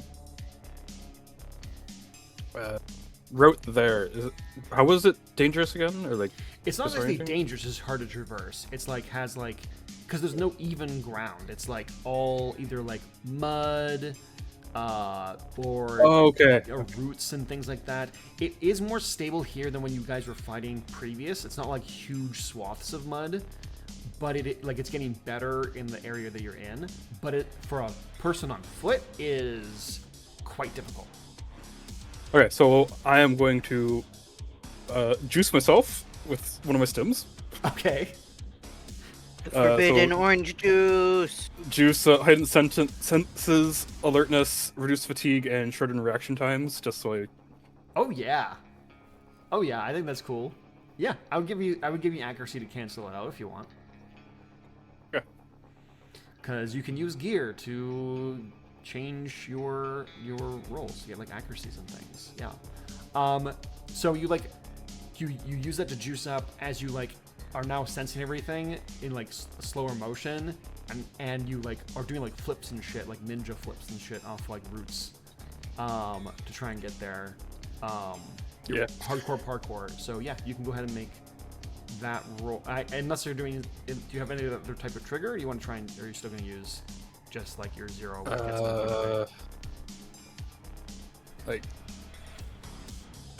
All I really have maybe would work is survive, but I don't think so. Survive. Survival has to do with wilderness, but it might be more. Hold on. I feel like Persevere this- through harsh, hostile, and unforgiving environments. I guess that would make sense. Yeah, I guess you could use your knowledge of that to traverse it. Yeah, sure. I would say, yeah. Okay, go ahead. I'll take that. You realize you're being incredibly generous right now. Probably. Hold on. Yeah, no, because it's nah. Yeah, no, I can't.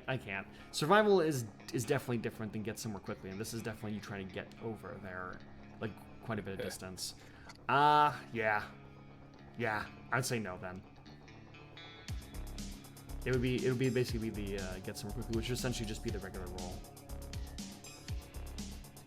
Yeah. Use Quarto favoritism much. Huh? Favoritism much. How's this I'm favorite just trying to system? figure I'm out taking how it to- away. Yeah, we're about to hand it over. Well, I'm Just still don't trying to like figure me. out how certain I mean, you triggers could say, can like, match to certain things. If you use survival, maybe it's better maybe it'll improve your navigation, but maybe not your speed. If you want to play it that way, maybe you're have easier time navigating and knowing where to go versus going faster through it, so you won't get lost. How do I do just a regular roll with the sheet? I'm not I think you sure. just roll a d20 through the chat Okay. menu. That might Actually- just be the way you got to do. Actually, here, let me do this. Let me do this. Because we're still learning and stuff here. Are you trying to get all the way to where Ondrix and Quenzel are right up to where they are, or are you trying to get a vantage point to where they are? Probably a vantage point. That I could see being survival, because you'd have to know where you need to go to get to a good spot. Yeah, I'd probably say that that way I can get a better idea of what's going on, sort of thing, Okay. and potentially do long range stuff. Okay. What is the range of your weapon, out of curiosity? 5, so not very long. Okay.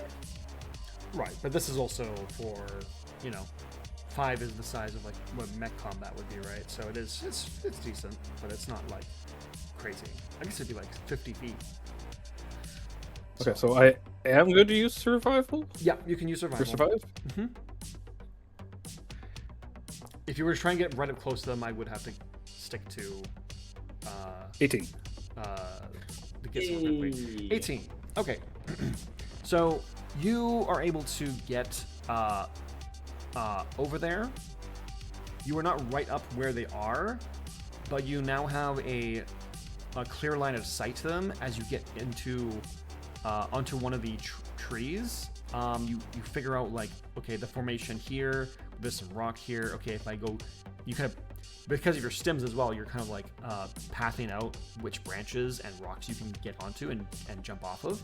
So you do that and you carve a path as you're able to get up, and you're kind of not directly above them. You're a little ways away, but you're definitely like in a good spot if you for firing and giving cover firing like that.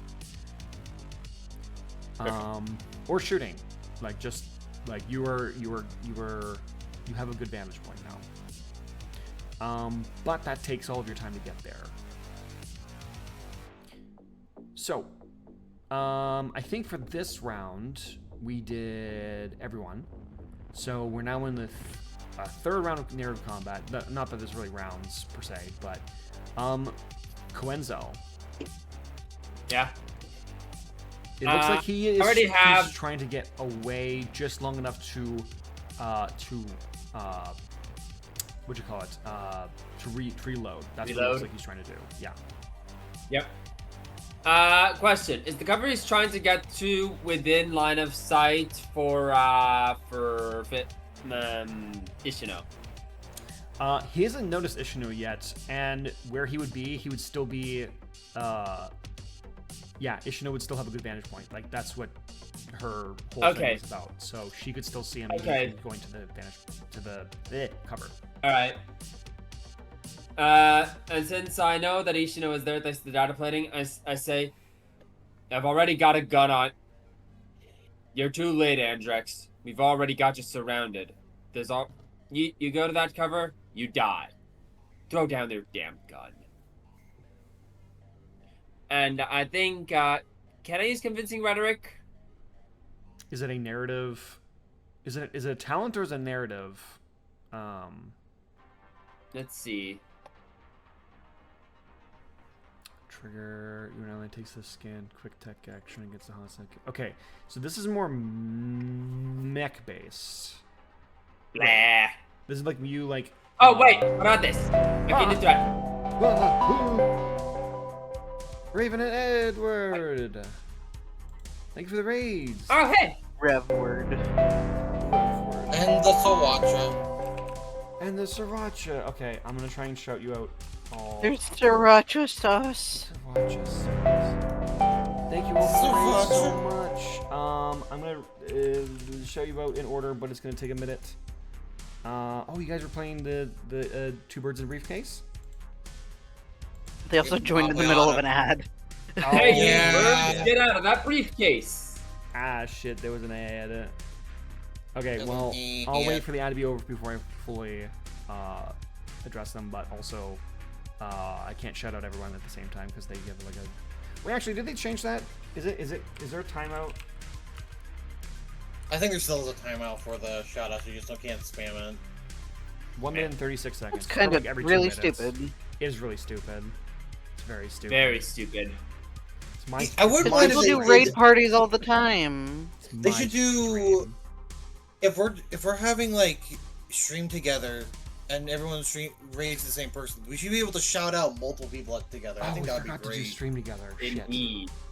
But yeah, you should be able to do that. I don't know. I if think it's of on it. that. Don't worry. Let's not worry about stream together for now. Yeah. You're already Also, having this- ad is over, so thank you Almost. for you three. Sorry you got into an ad. But welcome in, everybody. We're playing Lancer, Silence of Freedom. So I will shout you out as I can, but we're also recording, so I'm gonna be mainly focus on the game. But welcome in. Hi, Gilded. Okay. Where was I? Okay, yeah, you're trying to ask about convincing rhetoric. So, just so we're clear, right? The only reason I gave Fisher some leeway with the mech stuff was because he's in a mech, and technically it's not supposed to be like that. So, because the balance gets really weird if we start introducing any sort of talents or anything like that, I'm going to say no for convincing rhetoric. But you do have another one that's a narrative one specifically. Isn't it kind of similar? What's the other one you have? Threaten, you mean? What now? Don't you have a different power that's specifically a bond power? Oh, yeah! I do. I have, let me check right here. I have, Clarion. When you speak the truth in full knowledge and without intent to deceive, everyone who hears you knows that what you are saying is true. I do have that. I can also roll for threaten. So so basically you could roll for threaten, and he would know that you're not like lying because you basically told him exactly. You've given up the element of surprise. You've given up the element of surprise, but you've also he believes you. So well, what can he do? Just go for a different cover? It's too late. If he goes somewhere else, he still gets shot. So there's no point in like losing the element of surprise. So because you have Clarion, because of that, and you have basically the upper hand with this, I'm gonna give you an accuracy. Yay! This is not gonna be risky. If you succeed, then I'll give you an accuracy. If you succeed, then he will surrender. But if you do not succeed, he will have everything reloaded and still try and get to a cover, probably trying to get away from the one who has advantage on him as well, though, still. But that'll be a bit difficult when he doesn't even know where they are. Yeah. He's not gonna be able to do it right away, but he knows that there's another danger. But it probably still won't work that way for him yet. So, well, let's see. 19. Hot damn. Okay. Give me your gun, boy. Give it to me. Okay then. He like looks around, Oh not being my able God. to see where the shooter is coming from, or not, like where they would be, but he knows that you're not lying because you almost never lie. You're like honest to a fault at this point. And it's just because I'm terrible at lying. And he goes, and he puts his hands up. I walk up to him and take his gun. And then I pistol whip him across the face with it. As you begin walking up to him, he drops to his knees. And he starts going. Oh, well that changes things. Okay, so I grab his gun, and then I grab him by the collar, lift him to his feet, and I yell at him, "If you die on me, I will drag you back from hell just to kill you myself. You're not dying until I get every single thing you know." He's like you've picked him up, so it's hard for him to like cover his mouth. He's literally like coughing up that orange goop. And Ishino, you have a good like advantage to this, right? Whether it is actually through your comms or your memory, you're not sure, but you hear what Whisper said to you again. Show him your face. Your true target will be revealed.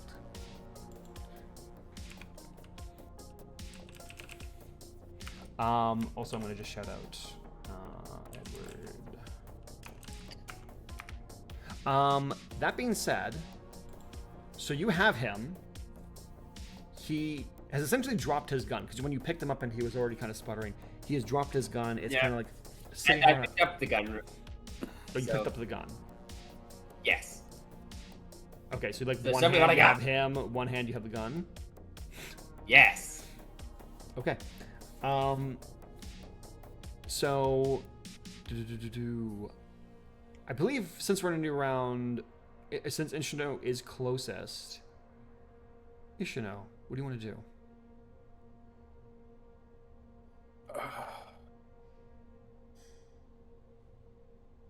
That's a good question now.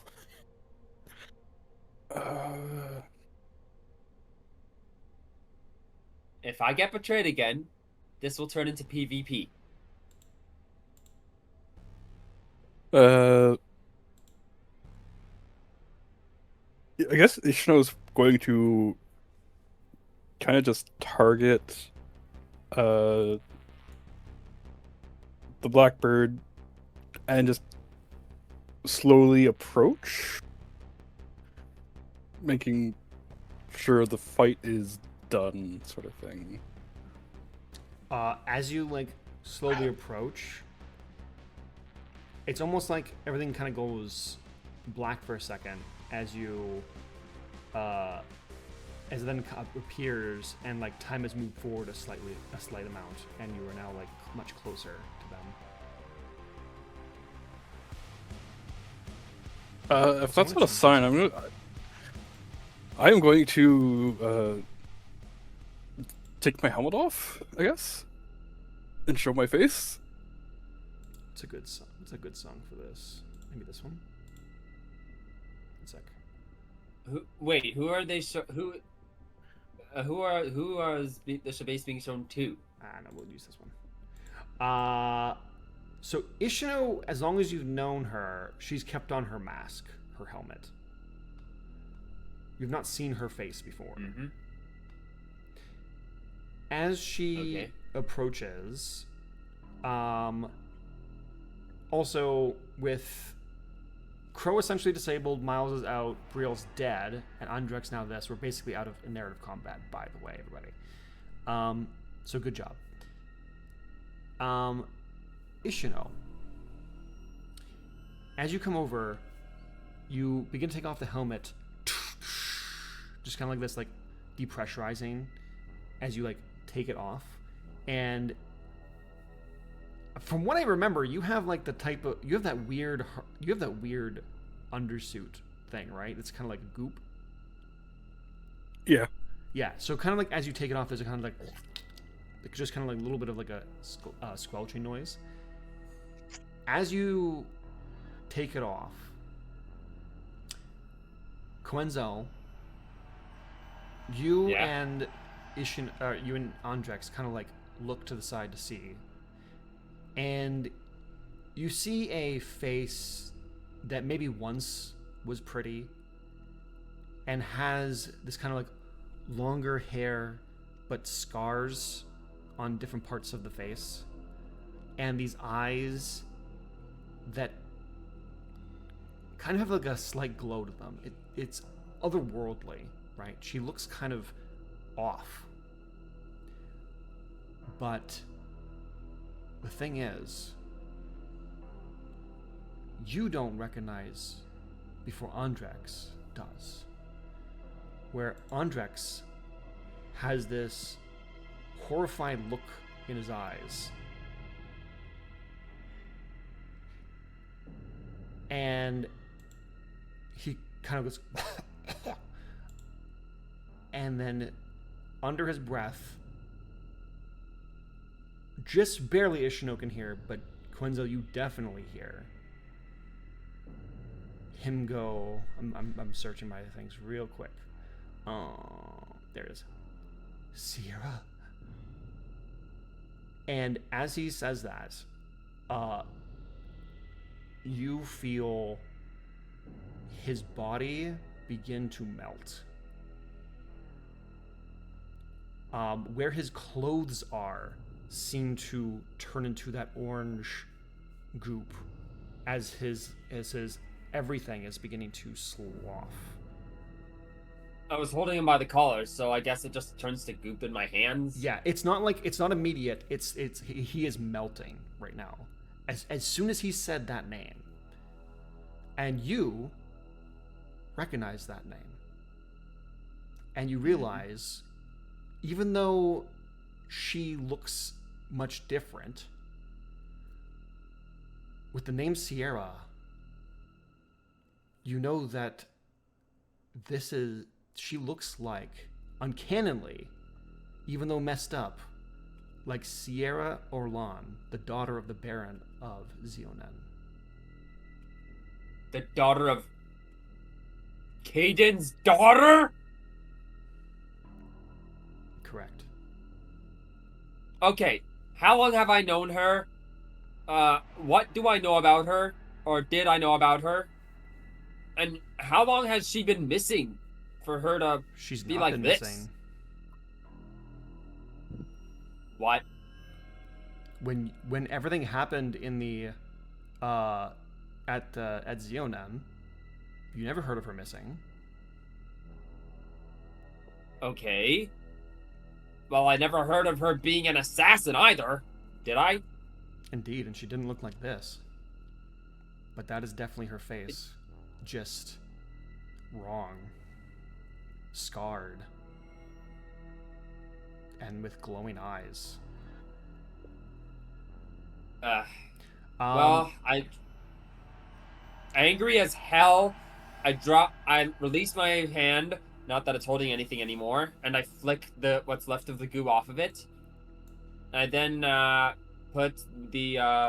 then secure the pistol, Andrix's pistol, on my hip, while I put another hand on my assault rifle, and I just ask, what the hell are you? What the hell have you been all this time? For Ishino. Yeah. Only for you, because it was through your own comms. As he had said, Sierra, you hear Whisper go, "Your true target," and then in your head, not from a comms or anything like that, it's almost like a static, like a dream you can't remember, like a memory all of a sudden flashing in your head, and then you forget it again.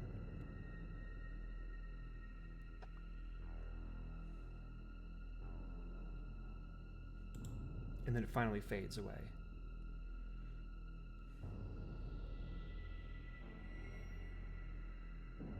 Your true target.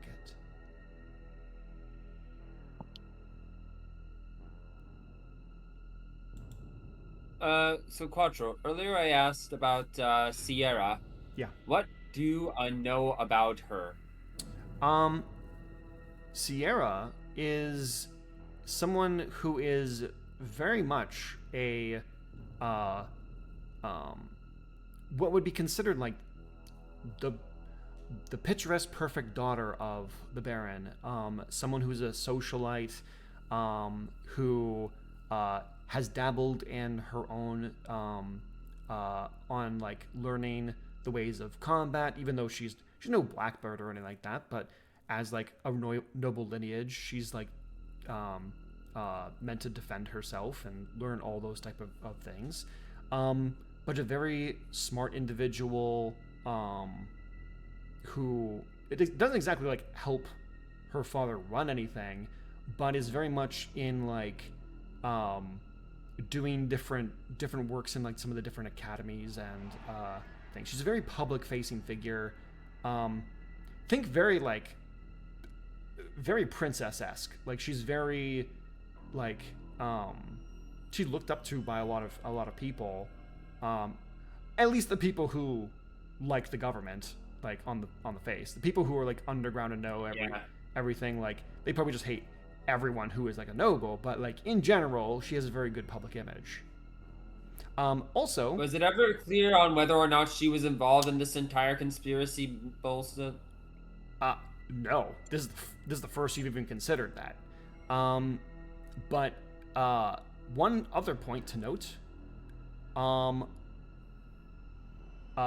Andrex, as you know, was courting her. There was a very good possibility they could have been married at some point. They haven't. They, as far as you know, they never did. But that was like a relationship that was very public facing. The relationship that he was interested in her was public facing. The possibility that they had secretly had a tryst or, bound themselves to one another was, something I thought about, but not something I ever confirmed directly. Is that right? Yeah, think about it like this. Think about like if you were just like a normal citizen on Xionen, if you were... I was hardly a normal citizen, but... No, I know. But like, I'm just to give an idea, right? Think about this. It'd be like a tabloid saying like, oh, they're like at this ball, they like, had a dance and like, oh, there's like, like rumors and things like that, like, that sort of thing. Like they never were like had an official relationship or anything, but it's like very romanticized and played up.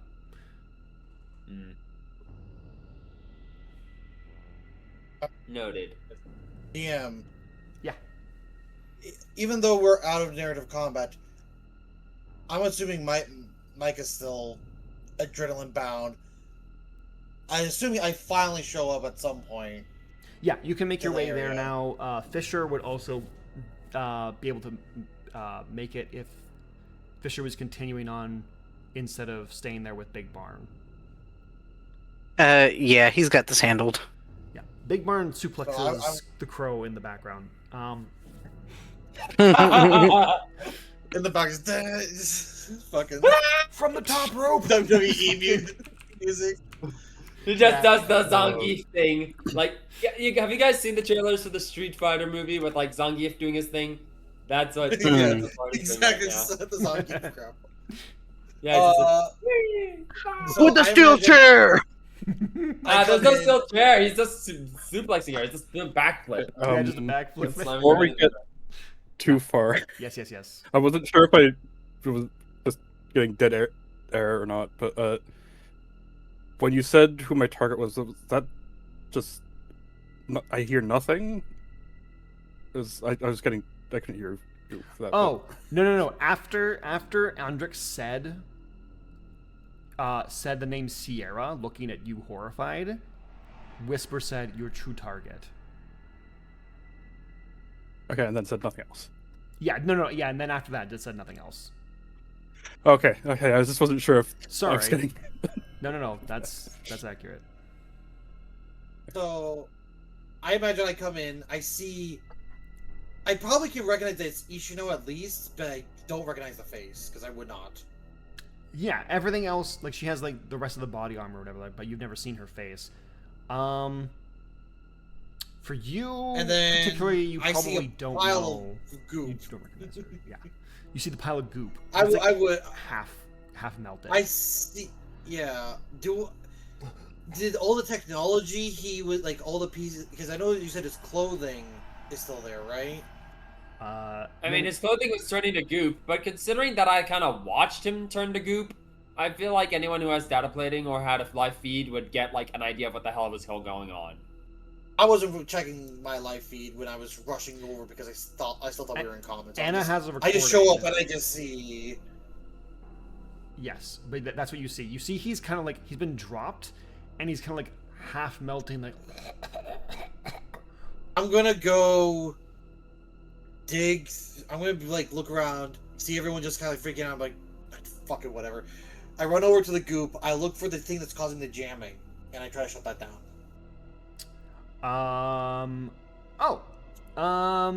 Yeah. So you go, and you look at the jammer. It's like a white. It's like a just a regular handheld device with one button on it, right? Actually, Fisher, I guess you would be the first person to notice this. As he's starting to melt, the jamming goes down. You, Micah, when you check the device is half goop. So not only the flesh, but also Everything the clothing, all on the him? technology, everything turned to goop. Yes. It is Does like that include the gun? it was like it was mimicking that. No, the gun does not. And that's change. why. Oh, okay. I was gonna say, and that's why the sword was a replica. No, Ah, that would be specifically, annoying. specifically, the gun does not change. That is the only piece on him that seemed to not have melted. Well, at least I got something to remember them by. I imagine I'm kind of like feeling the orange goop with my goopening. fingertips, and I'm like, just like trying to figure out, just trying to like understand like the texture and such. I'm like, this is so weird. This stuff. Honestly, the only thing I can really even give you, which is not Is much it of a check, gel? it's kind of like slimy, kind of sticky. It doesn't hurt to touch. But it looks the exact same color and consistency that would be in the cockpit of Fisher, like of Nagamesha. Fisher doesn't have a cockpit. I'm gonna look at the two others who are standing right giant here and be boba. like, you two can figure out your shit later. We need to figure out what this shit is. I'm gonna activate comm to communicate to Fisher. Fisher, can you take a look at this stuff and double check what I think this shit is? Way ahead of you. And I don't know. Am I there yet? I don't you were think. like basically as he's saying that you were there. Honestly, you were probably there as Micah was also there, pretty much. All right. You were only delayed slightly, and you have big steppies. Big steppies. Okay. I immediately shake myself out of my kind of shock, realizing that there's still a lot that needs to be solved, and if this is what happened to Andrex, then it probably happened to the rest of the birds as well, including the ones who just got suplexed, which means that I've just lost my damn intel, and I'm very fucking pissed about that. But anyways, for now, I'm just gonna walk over to Zeitgeist, keeping. I'll take my hand off of the assault rifle, but actually, no. I think I am going to like take out the assault rifle and trying to look around as if keeping up the pretext that I'm doing it because I don't know what else could happen. And I just like keep it to my side as I kind of get a bit closer to Zeitgeist and ask, what the heck do you know about yourself? Kind of just she kind of looks like she's spacing out, thinking before you say this, and then she kind of takes her helmet and kind of, as she's sliding it back on, looks at you and just goes, "How old do I look?" I blink in surprise. How old was what was her name again? Sierra? Sierra. By the way, can I just say I have no fucking clue what's happening in their little thing. I've lost track. I lost track of what was going on the second that like they started melting. I'm so confused. Don't worry about it. It's her own personal drama. I'll tell you what Fisher sees in 2 seconds then. So Sierra, you don't know her exact age, but you know like she's like late 20s ish. Okay, and Ishino looks to be about that, right? She looks like she would be the exact age that she would be just disfigured. But yes. Oh, wait, hold on. I say, when he like said that name, was he talking about Ishino? Yes. Yeah. Yeah. I say, you look like a very fucked up 20-something that I thought that I should know. But you can't be her. At least I don't think you can. So, who are you? What are you? Well, I'm not as old, or I'm not as young as you think I am, but I'm also not nearly as old. More I remember time nonsense. I remember conflicts that should have happened ages ago. What do you mean should have happened ages ago? I just wake up and I'm told to fight, and I remember some of them. Who tells you to fight?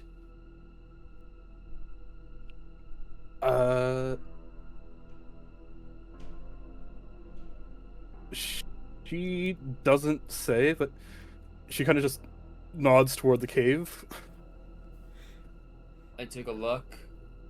Would I be at all? I take a look toward the cave, and then Quattro. Would I be at all familiar with Ishino's weird little habits of like talking to her mech or like hearing things from her mech? Would I be familiar with any of this? Like over the last month, I definitely would. Yeah, I think you haven't exactly been hiding it when, in general, per se. So I think so. Also, hold that thought for a second, just because I want to go back to make sure that Fisher understands what Fisher is seeing. Basically, the scene before you is a Coenzo holding the gun that Andrix had. Andrix is like half muddled in a pool of orange goop that looks very similar to your own Megamesh's cockpit, and Ishino had her helmet off, which you had seen as well. And Micah was playing with the goop. Was looking at the goop. He's doing one of those ASMR slime videos. Yeah. Anna's drone is right next there, and she's Recording. Anna drone takes like a small sample, and there's like a little test tube comes out, and shovels some in. Of course. Okay. Sample collected. Just like open the microwave, scoops some of it in there, and just shuts it. Ding! Yes, in the microwave. It looks like a pump. It's popcorn now.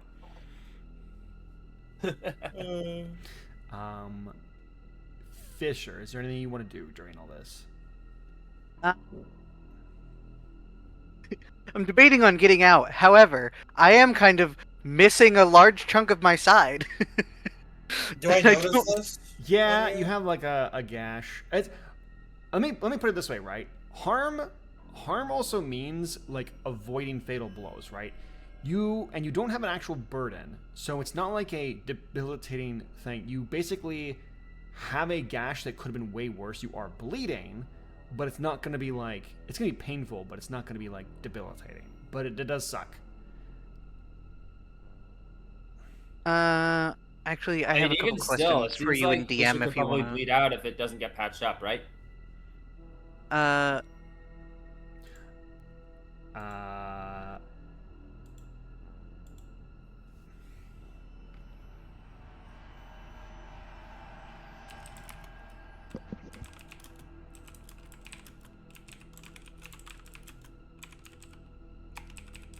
we wait.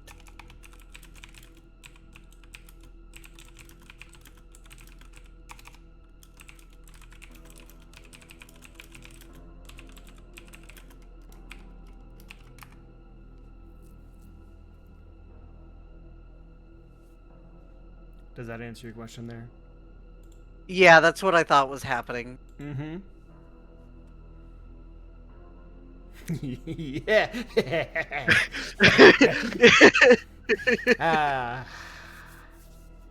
Hi, did you know you're an asshole? Hi, it's me. I'm the asshole. Yeah, I'm not getting out of the cockpit. I'm just gonna interact through Nigamesh. What the heck did Quattro send you? Niga goes, patching you up, dear. Just hold on 1 second.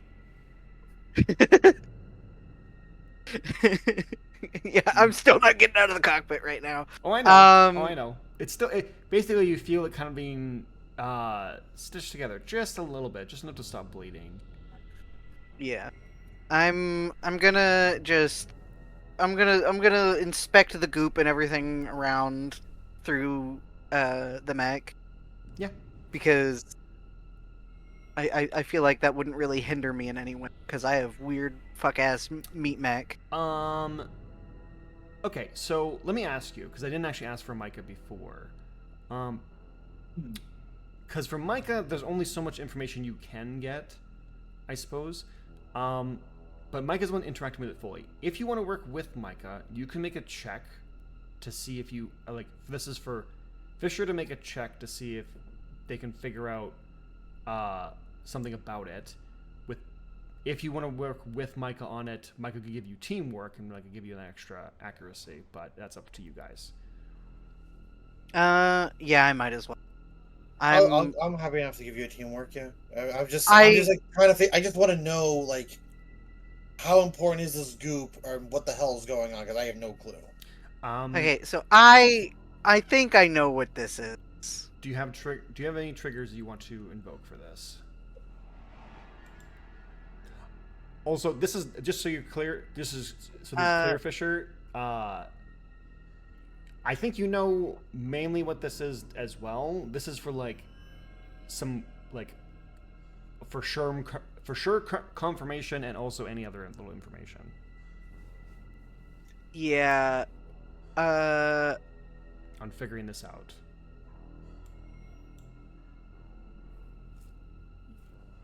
Most of the stuff I have technology, but I think in general I know what this is. The closest thing I have is spot, probably, which is spot details objects or people that are hidden or difficult to make out. So do you know do you have investigate or no? No. Okay. I have act, unseen or heard, get somewhere quickly, hack or fix, invent or create, and spot. Create or what? What was the last one? Spot. Spot. I don't think this would be a spot check. Yeah. Could we do it as like a hack or create as like we're trying to understand a material? No, it's hack or create as in technology. Almost everything I have is technology. I know. I'm saying if we're trying to investigate the goop, it's similar to yours. Could we use hack and create to kind of invoke? Like, yes, just shovel the goop into the boba ball. It's fine. That's not what I said at all. That's the closest we're gonna get. I'm gonna say. I mean, maybe you can create a device that could help us in this situation. I'm gonna say, I'm fine with a hack or fix. For the a hack or a fix? Considering what it is. Okay. And take an accuracy for your background. And I'm helping, so take another. And take another accuracy for teamwork. So 2 accuracy. Mm-hmm.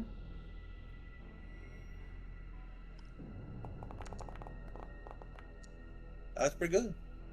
Very good. 23. Do you want me to say it out loud? DM it. Okay, 1 second. Here's hoping Fisher You are being decides to asked share. about it, though, so basically it'll be up to you to interpret how you want to explain it. That's exactly my point. I'm not... Listen. If I have information, I'm going to distribute it as I... Stingy. Yes, thank you. Thank you for noticing. Anyways, while they're doing that, I'm just gonna look back to Ishino and say and ask, that's why you're talking to the mech? The mech tells you when to fight? I mean, it is a Horus mech, and NHPs are already a thing. Talking to Ishino. We all have And our I'm own being gods nosy. we follow.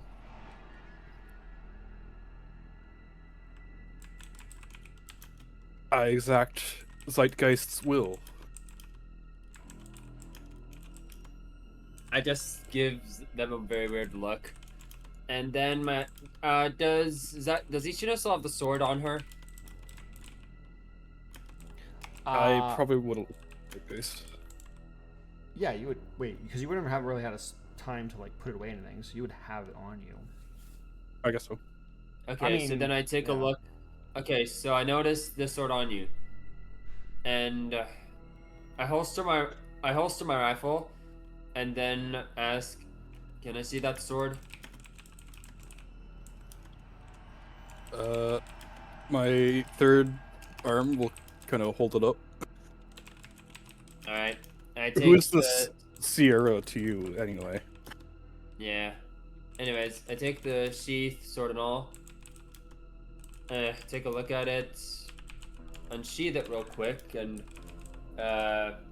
activate it.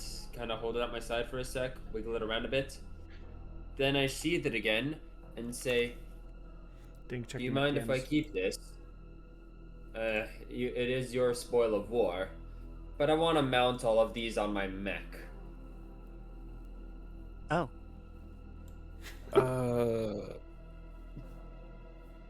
Rustam, did you hear my question as I handed the sword over? Oh, sorry, no. Oh. This is for me or for Quenzel? The question. For Quinzel. Oh. Okay, sorry, what did you ask? Who is Sierra to you? Okay. So I was... And it's very much in a way of, like, I don't know who Sierra is. Okay. So anyways, I was kind of busy at this time, like, kind of feeling out the weapon. And then, yeah, I did ask, so, like, let's just say I registered the question, but at the moment I'm kind of asking, like, if you're okay with giving me the sword in exchange for that information. Sure.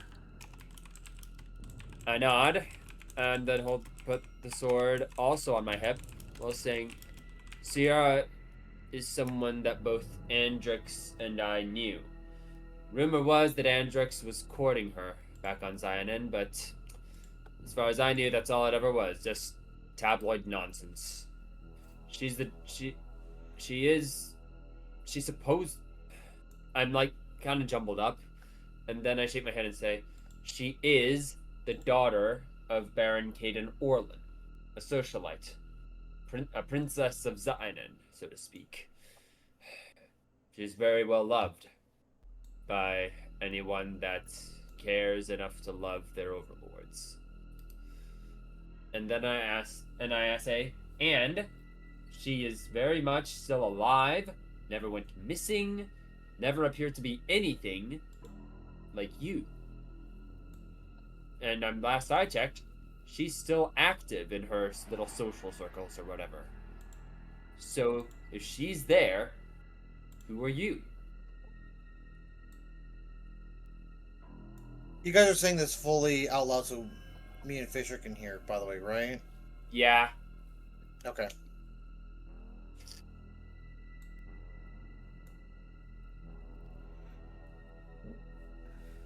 The events may not have happened yet, but I may be them, I may not be them. I just groan and shake my head saying, "I really, really hate your time nonsense." Then I turn back to Fisher and Micah and ask, is there any extra ammo for this useless gun in that pile of goop? Is there? Micah was the one looking through it. Yes, there is a couple of cartridges and things that would work for this. So it seems like any related to the gun didn't get gooped. I put at this point my axe is away. I grab it with my one good hand and I walk over and I kind of just shove it into your hand, still covered in like the goop. Yeah, it is covered in it. It's just it hasn't turned into it. Let me message something else to Dink regarding that as well. As I do this, and I heard this conversation, I look over to Ishino. I'm like, "Hey, Ishino,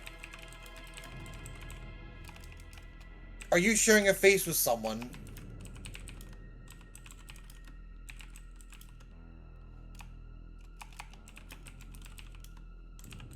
What do you mean? I then look at you and ask, what do you mean sharing your face? Is that a thing where you're from? Ishino's gonna point at the goop. And then kind of just go, I may not be sharing it. I could be them. I take my axe, I walk over, and I'm like, We don't know how time works. cut your hand on this axe now, or I will kill you right now. They put my hand hearing- on the axe. Hearing that, Fisher is not. Fisher is very audibly not happy with the threat. That you do realize that not all clones are inherently evil or anything like that, right? To hell with They're- No, that's not the point. The point is trust. We are trying to get off this fucking planet. We just She got just said attacked she's not by a- sure what she is. So, when I killed one of them, it was pretty obvious that they were this. Let's let her bleed a little bit to figure out if she's the same. I shrug, saying, most clones are flesh and blood, but this isn't like anything I ever thought a clone could be. Then again, I'm not too familiar with illegal clones. I've heard like a rumor or two, but they're not this. Most things I've heard of as clones, they're just people. Just considering leave your his DNA background- on someone else. Considering your background, Micah, even though you yourself have not needed to, like in your line of work, you would have known at least enough about clones, and they like bleed like any normal human. Like you would know that this is not normal. Yeah, I don't think I would have maybe necessarily met a clone, but I But would you at know least the been basics of how they work. informed of them because maybe I might come across them, or I need to look out if I see any cloning facilities while I'm on job. Back when I was doing that job. So I know I can tell this is very different at the immediate. And I'm like, Ishino, I need cut your hand on my axe so I can know that you are safe. Ishino is going to take one of her gloves off and kind of just run her hand across the blade, and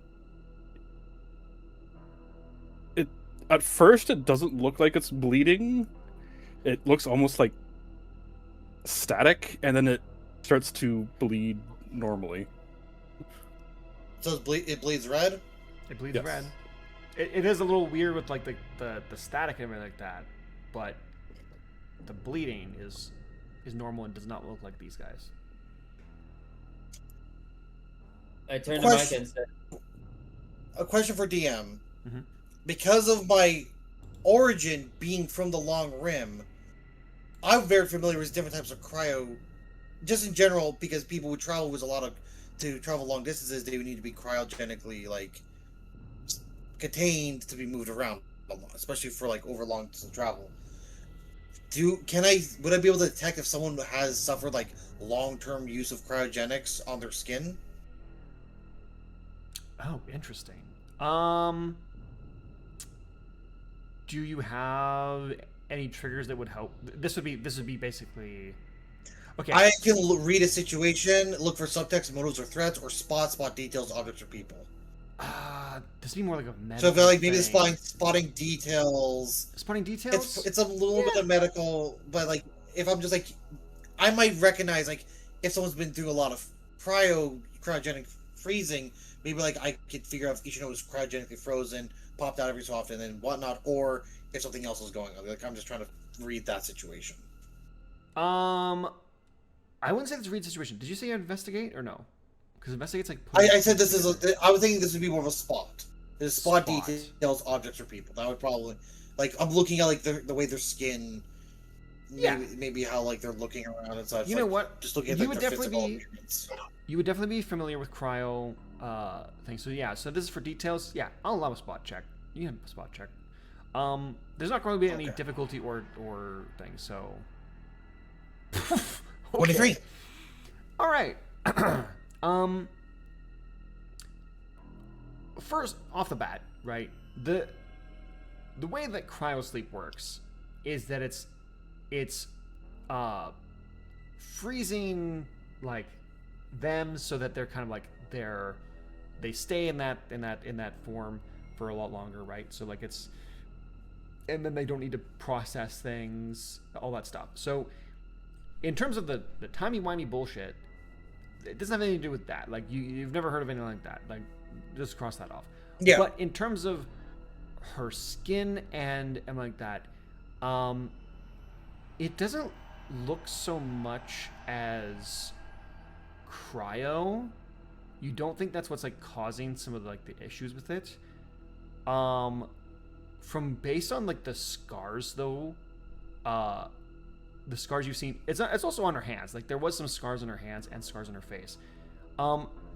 With 23, this is something you are familiar with. The different spots and the way that the scars are, one word comes to your mind: torture.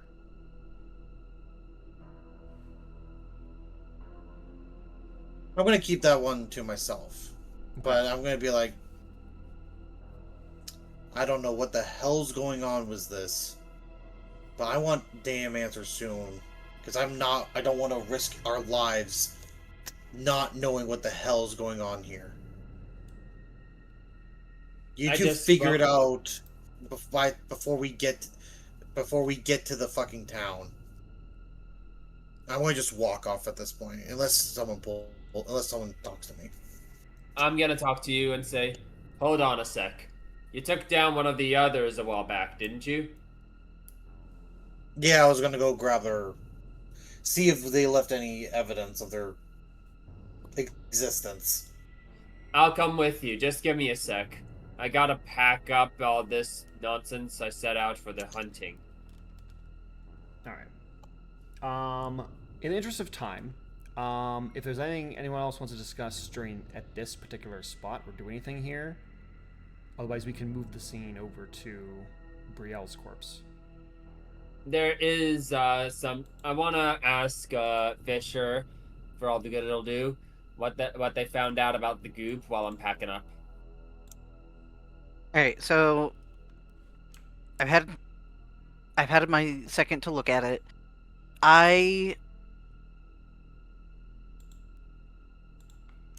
So I also have the data plating, so I did see that the other clone turned to goop, and then if anything else was shown, I had access to all that footage, correct? Yeah, basically everything was recorded by Anna, and it's like, if you need to see it, I can get you the recording. Okay. So I'm not 100% sure what it is, but it does seem to be related to cloning, it looked like, since multiple of them were made of this. I'm not sure of its composition or how it functions. But again, seeing as I can assume all of them are made some sort from this goop. There's definitely something going on.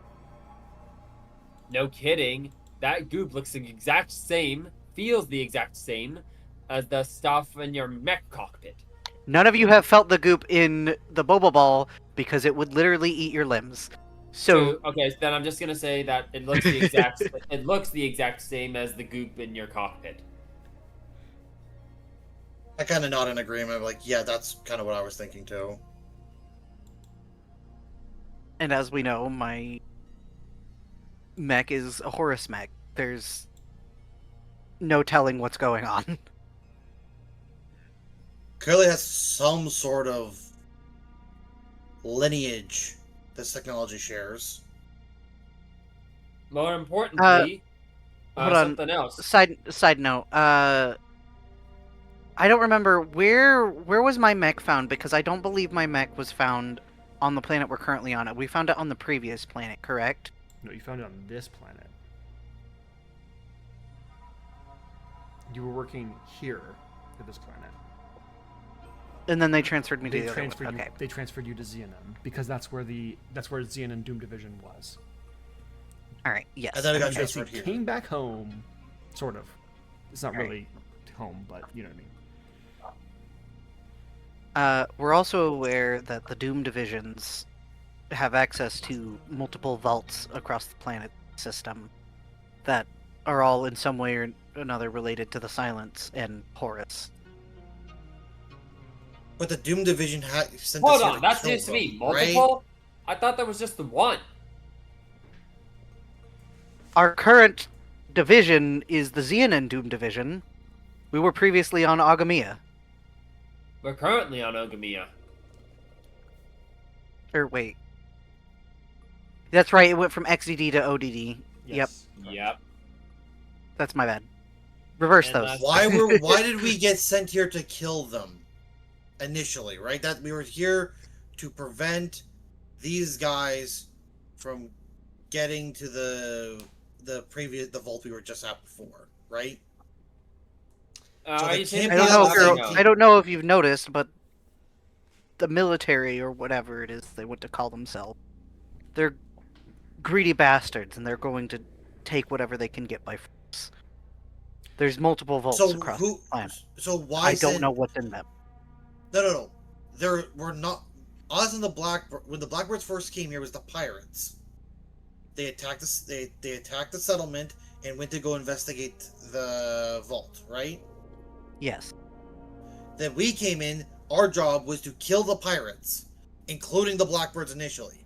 So our previous employers and the Blackbirds are from two different groups, two different factions. We cannot be on the same team. It's pretty clear And to me as that you the remember, Blackbirds there's were multiple using them. branches. There's multiple branches of these Doom divisions, and we don't know what any of their relations hold are on. to the Baron. Let me clarify something for the Doom Division. It was the Xionen Doom Division. Then you guys all got transferred. The whole operation got moved to Agamia. You guys are the Doom Division. There is no other Doom Division, as far as you know, I suppose. But basically got upped and moved over here. Yeah, because as far as I understand, the Doom Division is not. It might have multiple branches, but they should all be. It would be very unusual for them to be fighting each other. Someone else brought these guys here. Okay, Whether that's that's the Dutch- entirely my fault. I misunderstood that. No, you're good. I thought there were separate It's- ones, and we were just transferred. It's been a minute. Alright. No.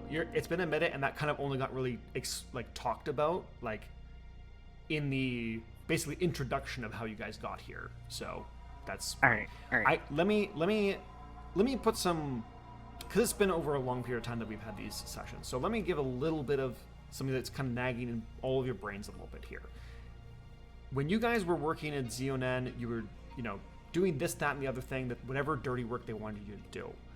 Then they all of a sudden had said, you're being transferred to Ogamiya. There was a few months of you guys traveling, and I say few months on the ship. So that's still light years. But as you got here, you basically were on standby. You weren't doing anything as soon as you got here. You were on standby for a while. Then all of a sudden, this mission. So it does seem odd of why they even transferred you here in the first place. And then for a mission like this. The mission that they gave you. It all seems weird. Disjointed. Okay.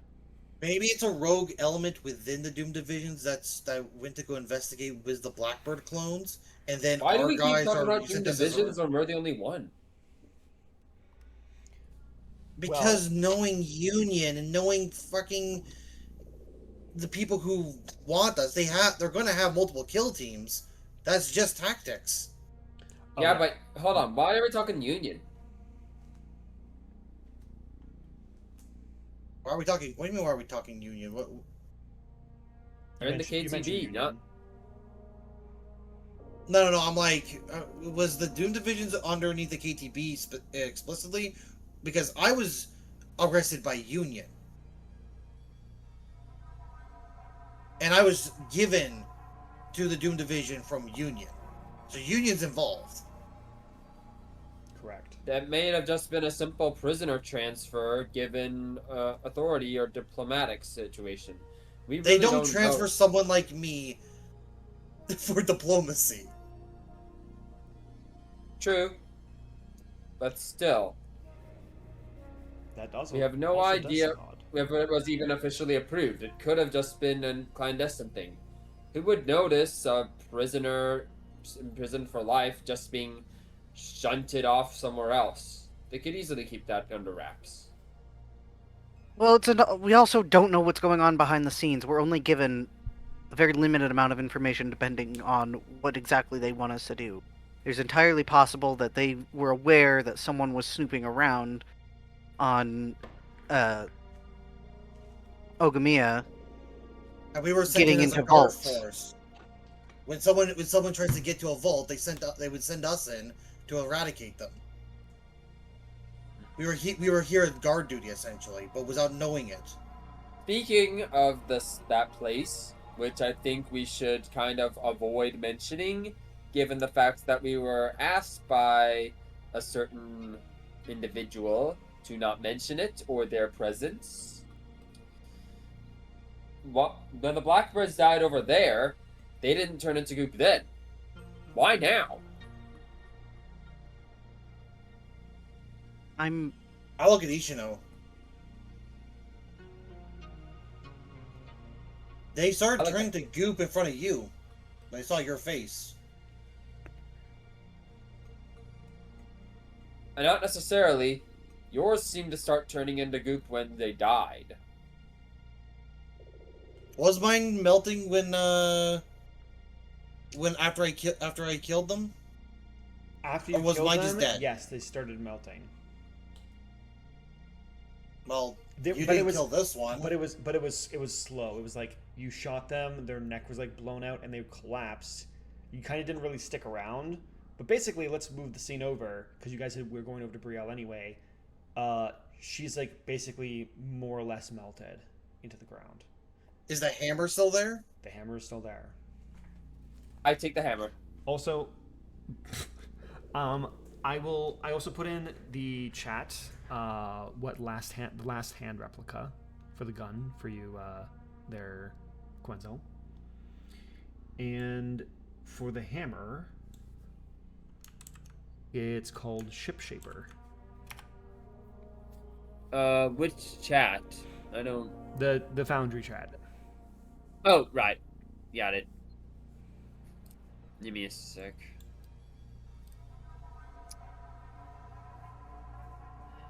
Game Master. Oh, wait.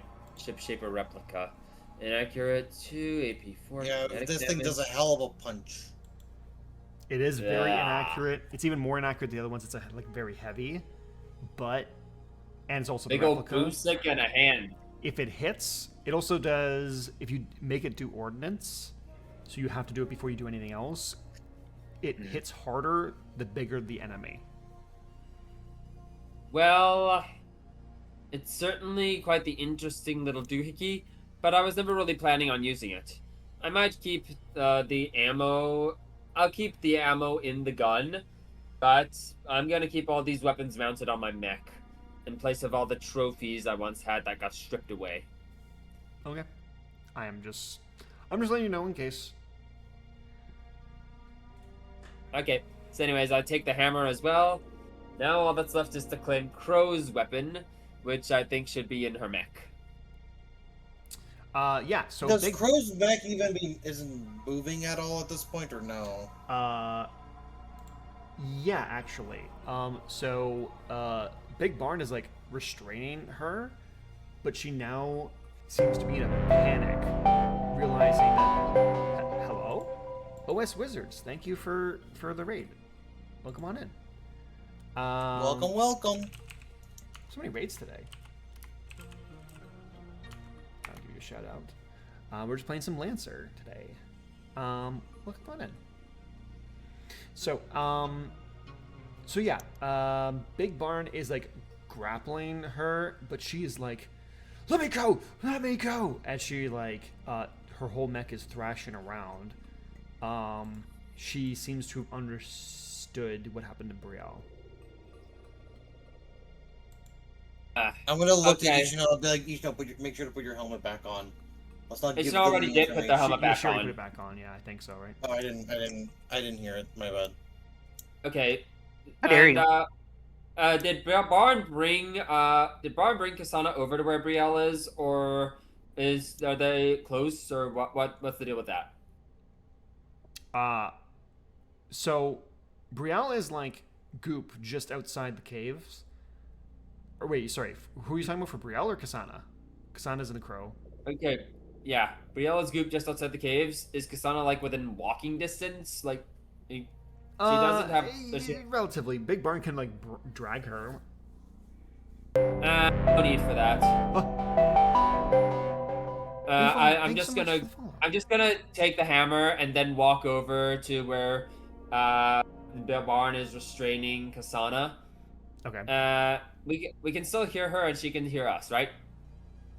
Yeah, you can use your comms to connect to her. All right. I just saw her. That's enough, Kasana. You're done. And I need answers. And since you're the only one left who can give them, the only question now is how quick or slow you want to die. I'm the only one left? Brielle's gone, Kasana. No, we got the guy in Zeitgeist is holding one. Remember? By now? Miles is Zeitgeist alive. has the. It's literally holding him in his hands right over there. I literally pointed towards the caves. Oh, right. Okay, so I say, well, looks like Miles is still kicking. So I guess maybe we don't need you. Unless you start talking. Damn, what an asshole. Make I have lost enough intel today! a And did you think I was bluffing when I said I would skin Andrex alive? You guys, this guy sucks. make I have been betrayed twice by these guys! I ain't letting them get a third one in! I think we should get a new friend. make Hey, long as you don't choose to betray me, you're cool. But if you make the choice to betray me, to act in a dishonorable manner, all bets are off. Okay, first of all, just I got slightly cut off, but that's okay. OS Wizards, thank you so much for the follow. Appreciate that. Second of all, for you, Quinzel, if you want to make me, is it threaten or intimidate, whatever the trigger is called? It's threatened. Yeah, you can go ahead and make me a threaten.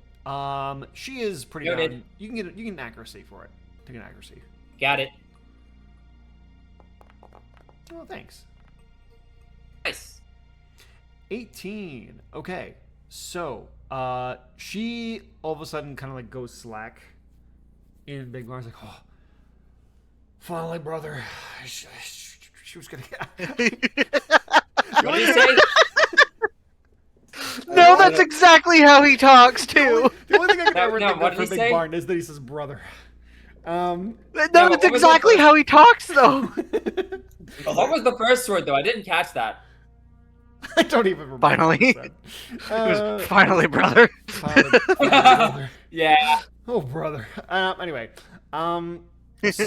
so he keeps grip on her though, just in case. But she goes Good. slack in the mech. She goes, fuck. All right, what do you want to know? Get Simply out of the put, back first. first off, Andrex melted into a big old puddle of goop. It looks like you guys aren't typical clones. So what do you know about it? I don't know anything about that. Also, Micah, you said to get out of the mech. I said get out of the mech first. Okay, she will open the cockpit and climb out. I Toss assume over your that weapon. She's... Oh, hold on. While she does, I keep my assault rifle on her. Okay, what, Toss out your weapon. Michael, what were you gonna say? As soon as she's like on the ground, I walk over. I kind of like knock her onto the ground so she's and hold my axe over her so if she makes a move, I can. Yeah. Okay. Well, I Basically- guess. But I'll let Quinzel do the interrogating. I'm just there to. Yeah. terrify. And she tossed the weapon before you do that. Okay, good. Anyways, I take it. Please tell me what it is. So hers is called the Jester Jackknife. And so it is a jackknife that can kind of do a couple of weird little tricks in it. While we're at it, you didn't give us any specs on the hammer either. I did. It's called Ship Shaper. No, there's a ship shaper. Oh. So. What about, sorry. Okay, so that's the last hand, and, The Jester what Jackknife. was the pistol again? Last hand. Okay, last hand was the pistol, so what was the hammer then? Ship shaper. Oh, right. Sorry, I'm all mixed up. Okay, so we've got Hinode from Miles, Last Hand from Andrex, Ship Shaper from Brielle, and now the Jester Jackknife from Kasana. Yep. Alright. Yeah, Interesting. it Well, seems anyways. to have like multiple buttons for like it can essentially become like a sort of taser, or it can become like it can have like sort of like a sort of flak, I guess, to like to make some like blinding lights and things like that.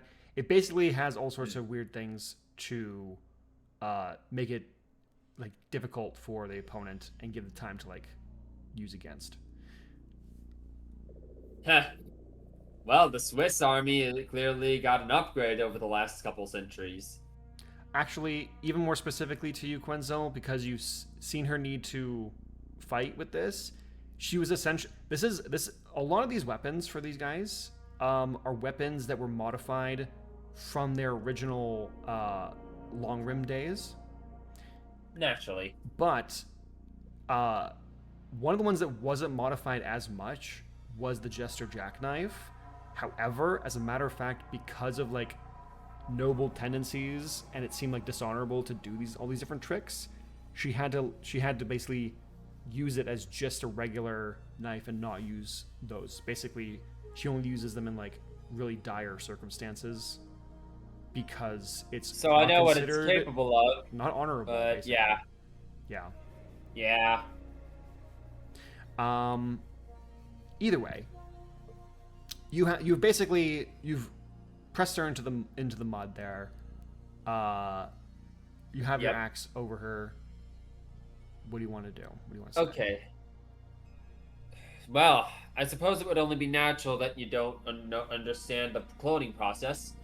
But let's get back to why all this happened at all. Why the hell did you choose to be them? Again.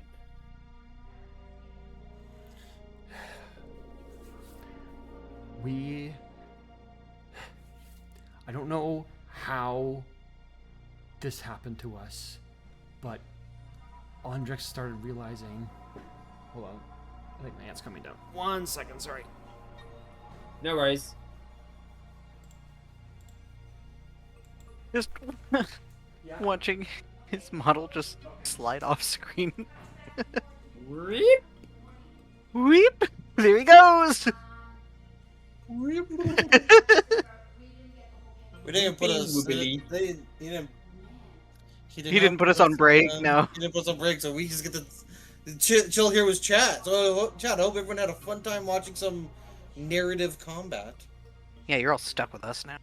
Yep. I hope you guys are enjoying the interrogation. Don't worry, the torture is just the beginning. And you can help decide what we do. Vote For- now for next torture method. Yep. Give us 5 subs and you can name whatever kind of torture you'd like us to do. Don't do that. Ah, Don't come tempt. on. Sean will come in easily and be like, waterboarding. I know, but that's kind of fun, I think. That might be a little. That might be a little against Twitch policy. Probably. But it is a TTRPG. It's fantasy. Exactly.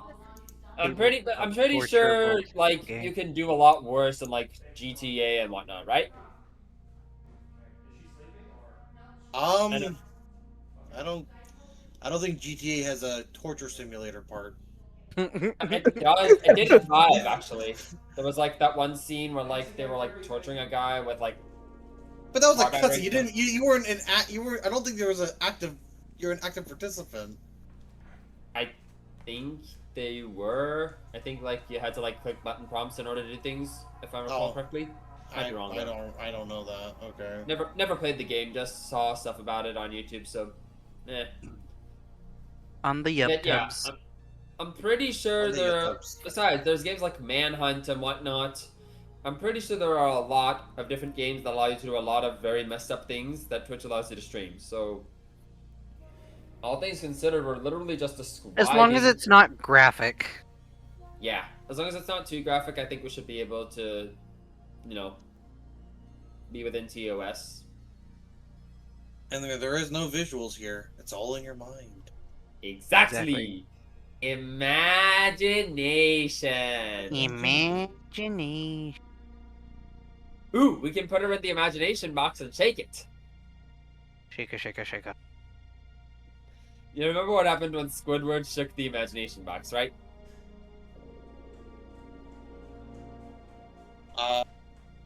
Avalanche. Well, yeah, avalanche occurred. Yeah. Okay, I'm here. Welcome back. My aunt Welcome did. back, welcome back, welcome back. My aunt did a bunch of help cleaning here today, so she was just going. I just needed to say some things to her. That's nice of her. Yeah, and she was helping out take care of Nana and all that. So, okay, cool. So, where was I? Oh yeah, she was explaining stuff. So, Yep. also I'm gonna make sure. Yeah. She goes, I don't know how we became like that, but we were all talking. Andrex was starting to cough up that shit. We knew we had limited time, and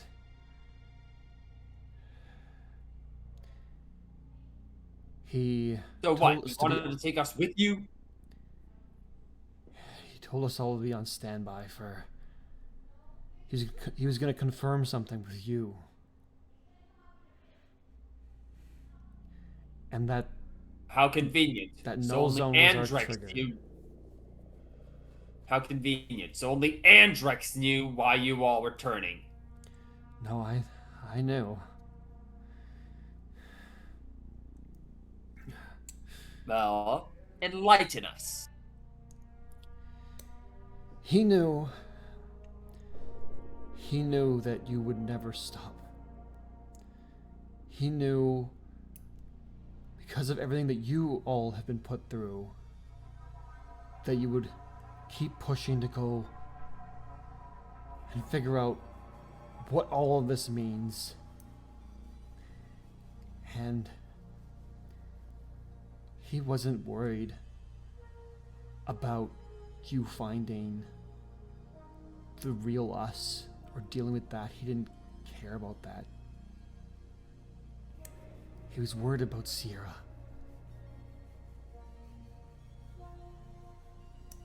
And you all joined him because you wanted to protect his crush? We would all give our lives for Andrex. And you think I wouldn't have given my life for you? You think I wouldn't have shown mercy to someone who wasn't involved? Was she involved? That part I don't know.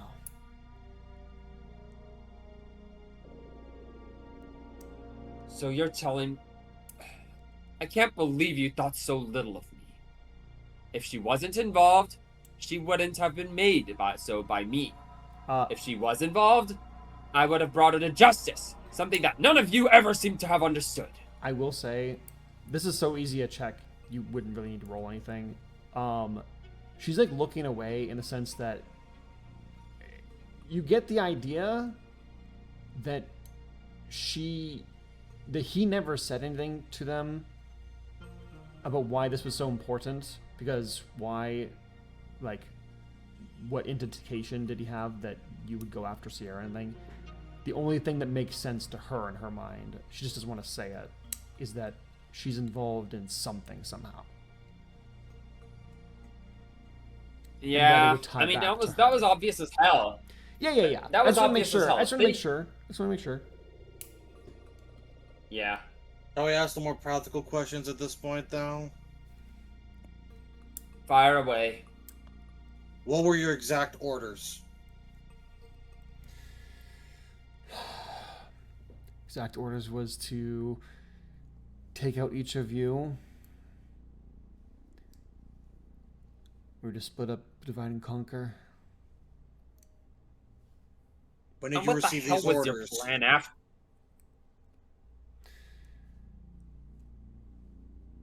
Our plan after, we were close enough to the colony to try and get our own ship some way, somehow, but I don't think Andrix was thinking about an after.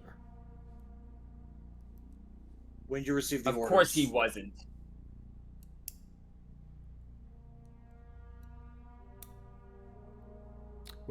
I didn't hear what Micah said.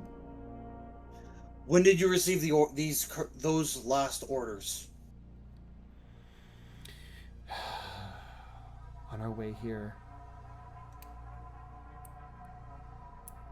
After the birds? After the birds. We'd opened up a channel. We're talking about this. Who belayed the order? Of course they did. While this is happening, Fisher and Ishino, what are you two doing?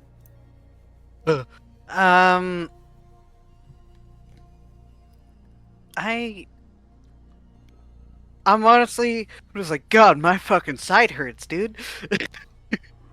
It does hurt. It does hurt a bit. So did we did make our way back to the cave, right? Or Yeah, were we so- like actively walking right now? So these two are close enough to the caves. You guys can get back. The panic has subsided. Of the civilians.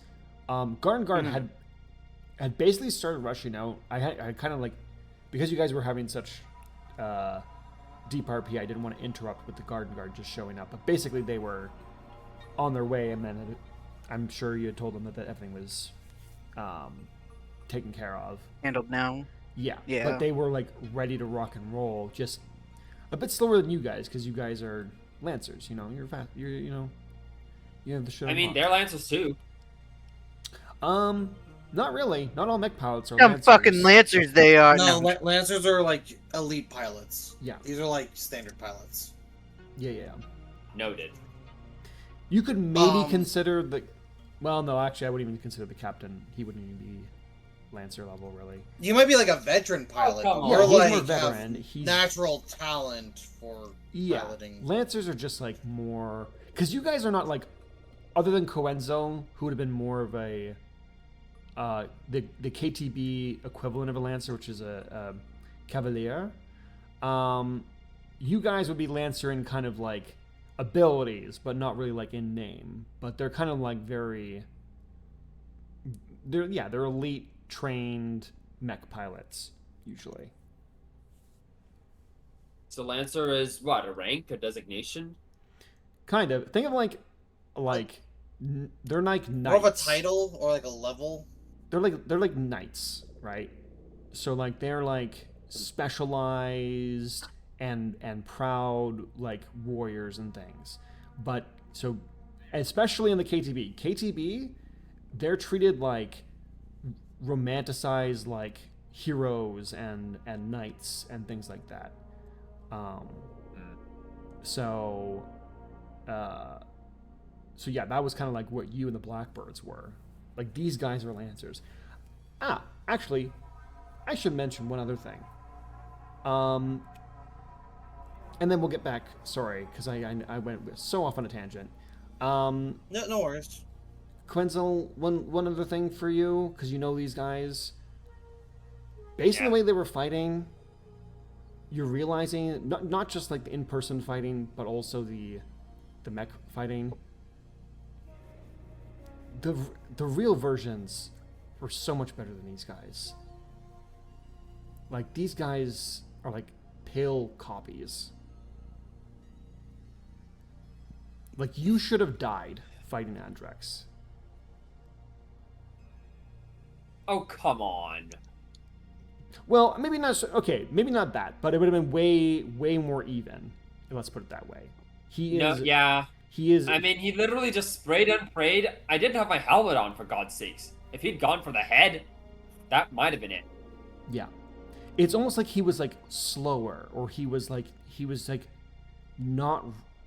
He wasn't at his normal like skill level. Anyway, now that I've said all that, I got way off track. That would make sense if they were slowly dying. I think the last question I asked was who belayed the orders. I mean, she already basically made it clear that it was Andrex who gave the orders. Yeah. And now she's established the timeline. No, but from Andrex, who told Andrex the orders? I'm trying to figure out. Oh, what? Well, hold on. Before that. Because I was kind of setting the scene for everything that was going on with the Garden civilian stuff. Fisher and Ishino, what do you two want to do during this interrogation? I am going to approach the guy that Zeitgeist is holding.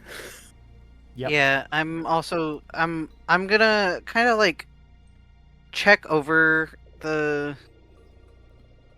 So I'm like, the one person's being interrogated. I'm gonna check over the other guy. So both of you are going to Miles then. Yeah, it was like, why aren't these two melting? Is what I'm curious about. Okay. You go over to Miles. He does not seem to be melting. He is passed out.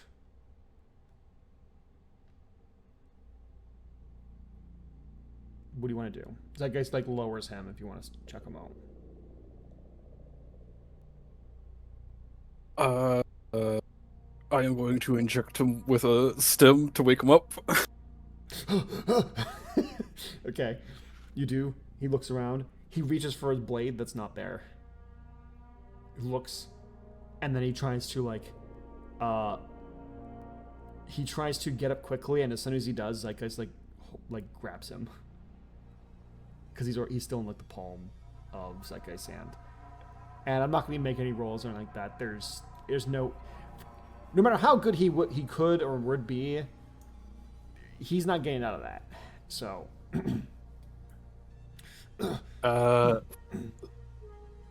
after he's kind of settled down a little bit, Ishino is going to remove her mask and just see what kind of reaction he has.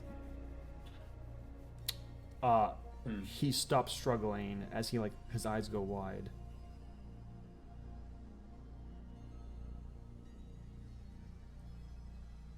What? So you know this face? Who are you?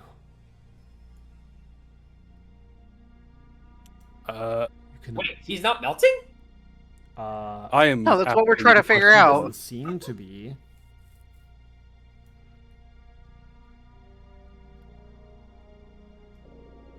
Sierra? But you cannot be her.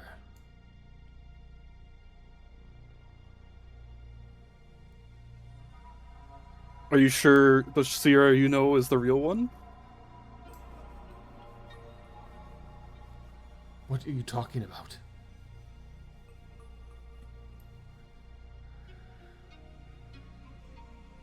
What is real? What is fake? Your hand's probably still bleeding, by the by, so if you want to show up that. He's in an existential crisis right now, figuring out, what does that mean? Wait, who's bleeding? I'm just saying Isho's still because Isho cut their hand on my axe, it's probably still bleeding at the time. But they Correct. want to show that they're bleeding and not bleeding orange. That is Sure. to Ishino. I'm just Yeah, offering I'll do that. And then I'm gonna pull my knife out and cut his hand just to see what happens. As you cut his hand, this orange goop starts to bubble out. And he goes, I do not know what has happened to us. But you are not like one of us, then.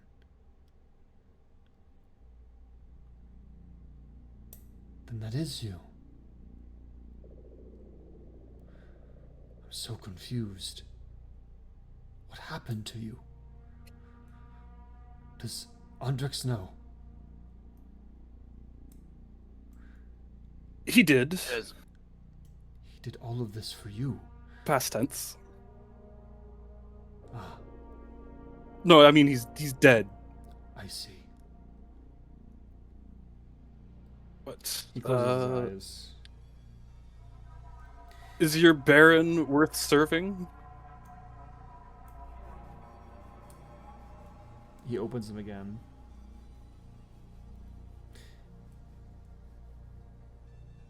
Yes.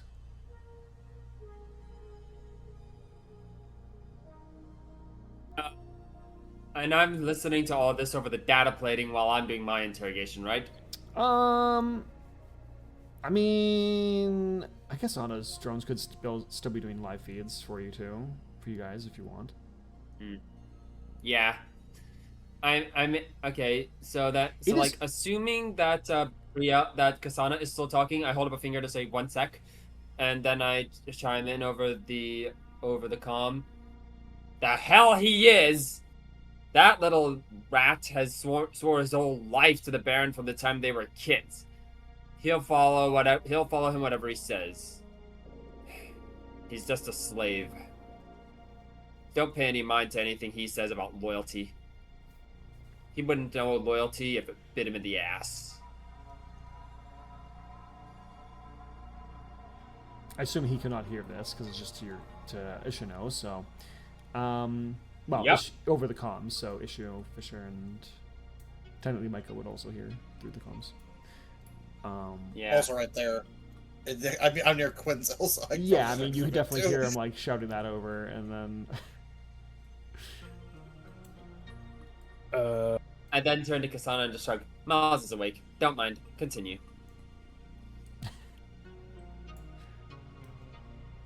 Okay.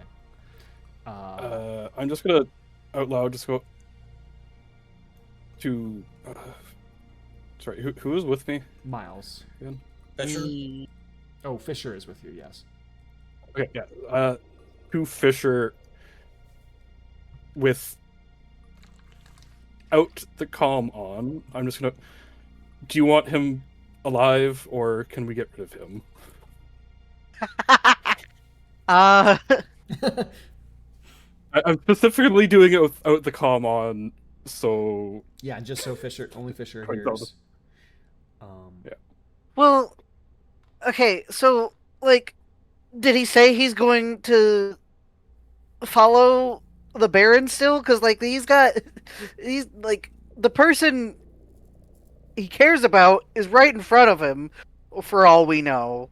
And, like, the Barons, they've already died once. They're not real, like, the original versions of themselves. No. Andrex was the one with some sort of relationship with Sierra. Miles was not, but he seems to hold Andrex in high regard. And so, I know, Yeah, but yeah, like that's what I'm saying is like they would follow Andrex. Sorry, she is She would- the daughter of the Baron. Yeah, who I mean, he he's- basically swore his entire life to. Yeah. So I'm pretty sure he's like watched her grow up, knows her pretty well, and has dedicated his life to her just as much. So yes, Exactly. just not So, the same emotional that's what I'm saying. one as Andrex, but still up there for sure. Yeah. So that's what I'm saying is that like they would follow Andrex to the end of the earth. He's already dead, And as far as he just found out, the person that they thought was the actual daughter of the Baron is not real, and might not be was real. We definitely don't know. might not be. Well, she's bleeding normally versus the goop, so like no one knows really what's happening here. Everything's there's goop people, there's non-goop people, there's people that bleed static, there's evil bitch ass barons on the other side of the system. Like what are we doing, guys? I'm so happy right now. Yeah.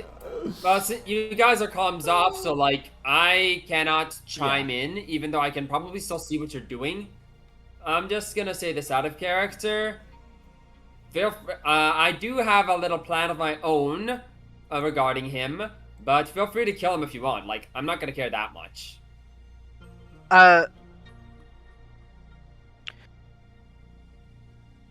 Personally, I feel like he's owed a second chance, but yeah, that's what I said. Look where that got me. Yay!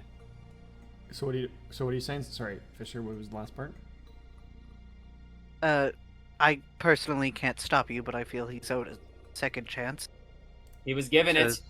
He threw it away. Miles will say, we do know what we've done. If you feel the need to end us, we do not have long anyway. I cannot fault you.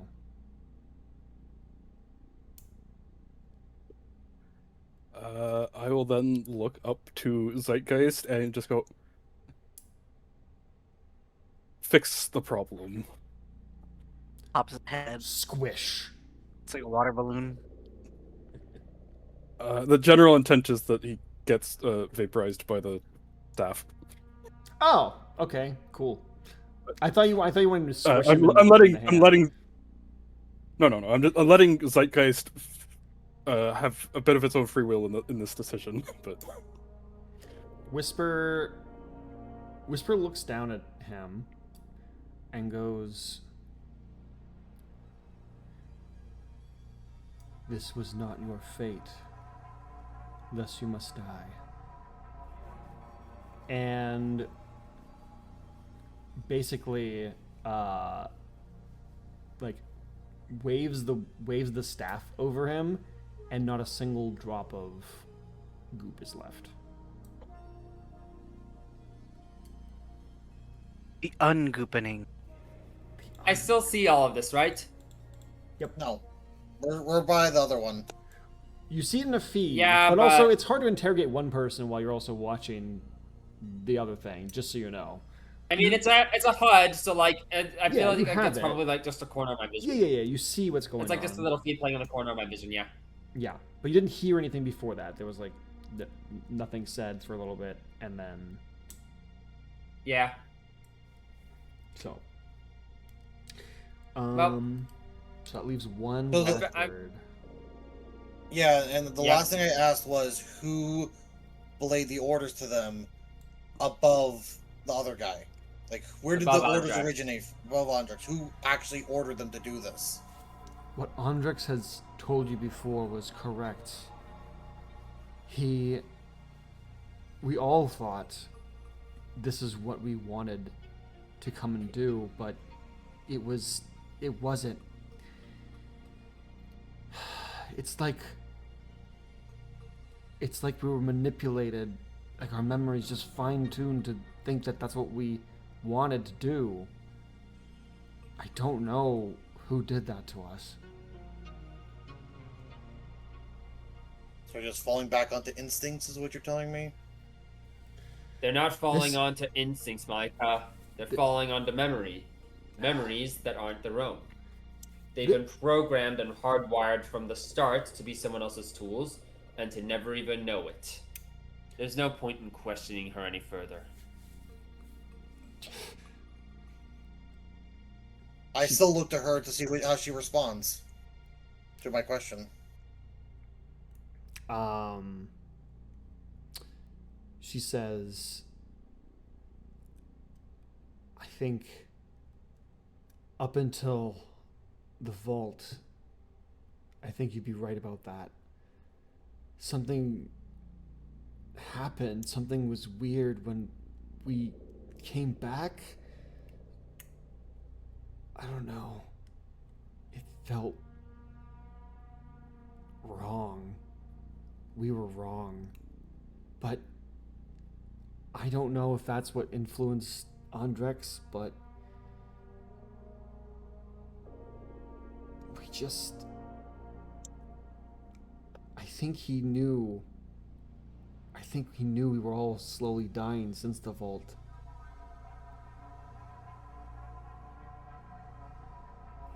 What time of day is it, out of curiosity? Like, in terms of, like, sun position? You guys had basically rested because it was getting too dark, so it's like nighttime.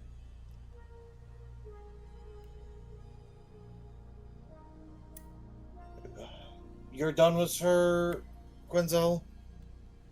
You have no more questions? Actually, that last little hint actually gives me something of an idea. They were melting into the same kind of orange goop that constitutes the cockpit of Fisher's mech.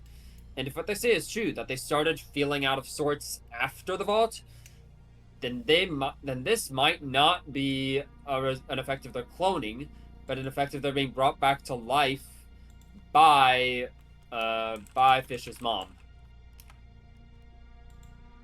Mumder. Regardless, she's dying. Painfully True and enough. slowly. True enough. If with your permission, because you're the one who nearly died, I'll kill her. I just shake my hand. I just shake my head and say, "We'll have to ask Fisher about that possibility later. But for now, I just look down at her and tell her, it's honestly unfortunate. They already got Miles. I was thinking that I would have liked to ask him this question, so I'll ask you now. Do you think you acted honorably?"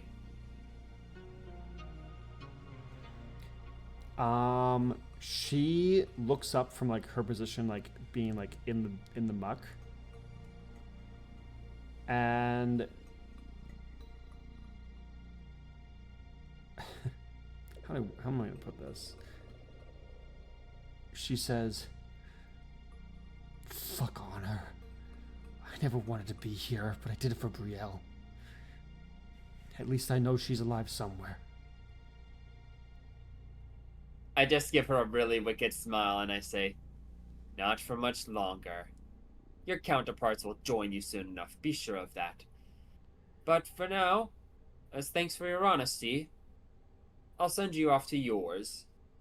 I hope you find her in hell." And then I stab her in the side of the head with the jackknife. Oh shit. Okay. And Hey, it's her own weapon. yep. And She and besides, goopifies. I'm making it quick. She goopifies. Mm-hmm. Okay. With that, I'm gonna do a quick time check. Is just about 5 o'clock. How are we doing on time for everybody else? I'm still good for at least another hour if we want to just like do I'm a still bit good. more roleplay stuff. Probably not for mech combat, but you know. I don't think we'll be getting into another mech we would combat at not this get point, into mech but combat, right? Like in the next bit, no. we do still need to figure out what to do with the Blackbird's mechs that they've left behind. And not to mention explaining all this to the Garden Guard. I was gonna request something of Anna when they were once we met back up with them. Okay. Also, I didn't hear Crimson's reply just because I think it might have either got crisped out or talked over. Sorry, I think I just didn't hear it. Sorry. Oh. I'm good to go for longer, Okay. for once. Just because I hear QuatroHazard calling for me, because I think after they left, she's calling for me. So I probably don't have too much longer, but I don't want to leave it out. I want to like kind of give it a little bit of a wrap up. So I'm sure she's gonna be fine. She's fine because my aunt and uncle would have made sure she had everything she needed. So I will check on her in a minute. But let's get this wrapped up. It probably won't be an hour, but it'll probably be a little bit longer. So, in the interest of time and kind of cutting back and forth, basically, you guys have dealt with the issue of the blackbirds. You get the weapons, and civil unrest is contained, though they don't know what exactly happened. I guess we'll have to explain ourselves next time then.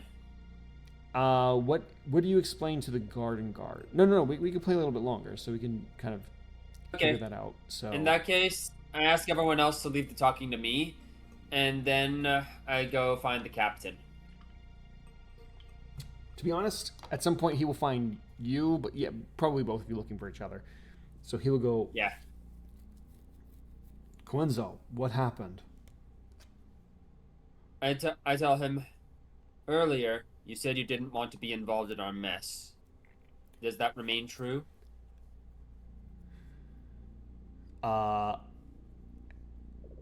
He would have gotten at least the intel that like Nagamesh and Barn had had a fight with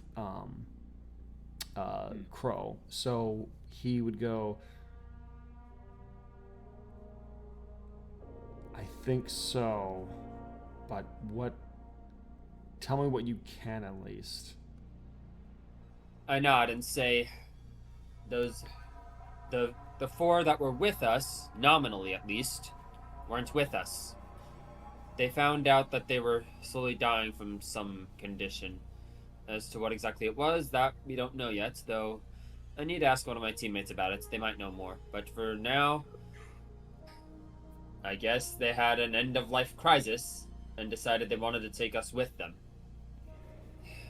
Point is, they didn't succeed. The remains ended up liquefying as part of their condition, so there's nothing left of them. Nothing but the weapons, at least, which I intend to hang on my mech as trophies. As for... I see. I think their mech should still be left behind, though. If we can bring them with us, I'd like the Garden Guard to have them. The result of you getting caught up in our mess has already cost you 2 of yours. It only makes sense that we repay you with some of the ones we have available. He will say, right, I guess it shouldn't hurt for us to put them in our hangars and see what we can find with them, but don't look too closely unless you want to get involved. We'll check them over to see what we can find from them, and then wipe them clean to factory settings. All right. I hope you know that we were going to have to question these blackbirds when we had gotten to the city, so I'm still gonna have to report whatever happened here to my superiors, and they might sort something out, but I understand. For now, from what I understand of the situation, it was them who did all of this, who started all of this, so... It started with Andrix pulling a gun on me while we were in the middle of our hunting session. Speaking of which, I then turned him the bag full of traps and hunting equipment that he loaned me. I believe these are yours. With everything that went on, I'm afraid we didn't catch anything. I'll say you did catch one thing, like when you went to go retrieve some stuff. But yeah, You caught a fistful of goop. yeah, it's like a bag of goop. No, oh, come on. No, it's not. It's some sort of little alien type critter that definitely looks like it could probably be eaten. Okay. But in that case, I say, I'm afraid we didn't catch much with everything going on, but at least we got something. I guess this little critter was brave enough to stomach all the shooting. We'll get prepared for some of the folks who need it the most. We shouldn't be too Hopefully far that from calms the. everything down a bit. We shouldn't be too far from the city, though. That's good to hear. So, he will help bring that stuff back. One point to note. In the meantime, One point to note. At some point, going back to see like the corpses afterwards, they eventually like continuously melt slowly but surely, and then they sort of like just disappear. They sort of just fade away. they just essentially. despawn. Yeah. Let's just say that they end up absorbed into the ground or whatever, I guess. That's what it almost seems like, actually. I mean, that would only be natural. I will say Anna would have taken a sample. I don't know if anybody else wanted to take a sample, but Yeah, she definitely took a sample. Anna definitely took a sample. That does not seem to disappear. Thankfully. I mean, naturally, if it's taken as a sample, it's not gonna go into the ground, so yeah. Yeah. So, that being said, all of you finish kind of like your rest here, and then What about the mechs? I want to take a look over those with everyone if anyone wants to help me. do you want to take Yeah, a look? I was specifically going to wait. I was waiting for time to ask, see sure. if Anna and Fisher could make sure that the mechs can still be used without their technically designated pilots, or if they're going to be bricked essentially. Because I wasn't sure if they would get bricked at this point. Because some mechs I know work like that. They essentially had this is not really a role, or I mean they could tell you as well, but basically they're Lancer type mechs. Like their equipment is sophisticated enough. I mean even regular mechs as well, right? You need certain licenses and certain neural connections in software and hardware to connect to it correctly. You could scrap it for parts, but that's kind of a moot point when you you can 3D print stuff at hangars. So, but you could technically do it. You can't really. They're kind of bricked for the most part. Damn. Can we at least get any useful information out of them? I try. actually have a question. Before anyone does anything,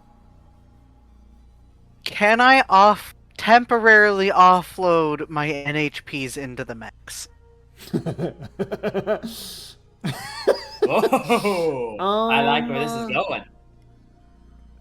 I think because they're of the caskets, you would have to like you'd have to plug unload the caskets casket into the new one. You have to unload the casket and load the casket into a mech. That would take some time, and I mean, in theory. But what if I'm super skilled? In theory, you can do it because if this mech gets destroyed, you'd need to do that anyway, right?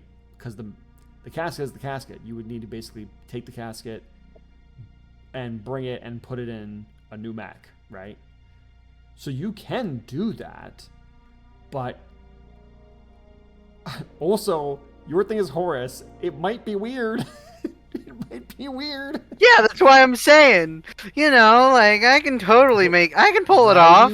Why do you want to do it though? To move it? Hey, listen. Well, I mean, yeah, we'll be moving it, but also, who's gonna say no to a couple extra mechs in battle? Certainly not me. Okay. Which one? And we can also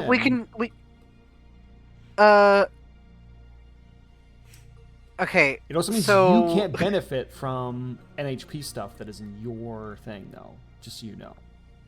I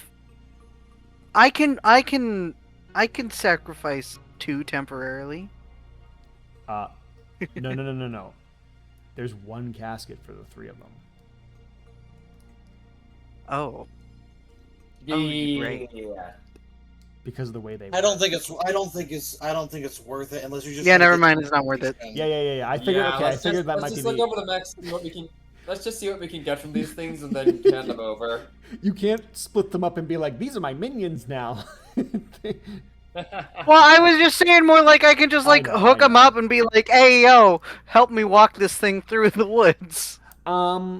I will say, for narrative creative freedom, if you want to try and use them to hack it long enough to move them, because there's no pilot in it to kind of like really stop you as much as you would normally. That could be a possibility. Yeah. Do you want to try that?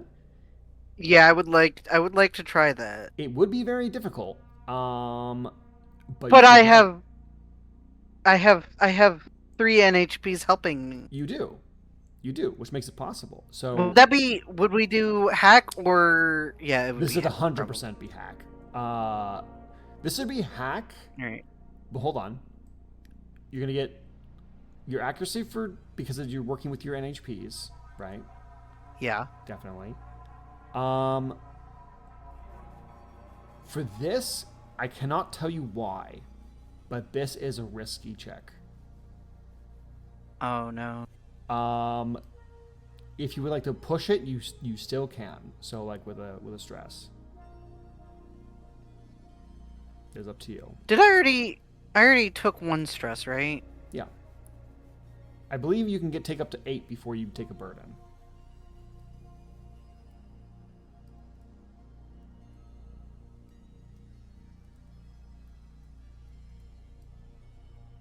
I'm so worried about this because I think I know what the negative effect would be. Do you? Okay. It ain't worth it. We can just have Barn carry them back. Yeah, it's not worth it. Okay. Barn cannot carry all of them You back. cannot. But the Not other all garden at guard, once, the other but- garden guard can like strap some of them to like go The OT-12. well, probably don't want to like maybe like one of Overburden them. that. Maybe like one of them to the OT-12, and then like some of them can like help carry. You know what I mean? So Yeah, anyways, we should have enough manpower to get them all back, so it's not too big a deal. yeah, you get the inkling in your mind, it's like, is it really worth me to try and like have this, like do this? But like, yeah, they could just carry it. It's fine. So, is there anything else you want to do with the mechs before we kind of progress this? Well, I mean, I still want to investigate them. Yeah, I mean, does anyone want to investigate them? I want to just wanna see if see. there's any coordinates or data that they just have in general. Yeah, I was gonna say I might hack in anyways and see if there's anything in there information I want, but I'm not gonna try and transfer my NH. Okay. Okay. Same kind of role. And you're just looking for like basic information and stuff like that, yeah? Yeah. Like coordinates, if they had like anything there. Okay. Yeah. Go and make a hack check. It will not be risky. And you can have the accuracy.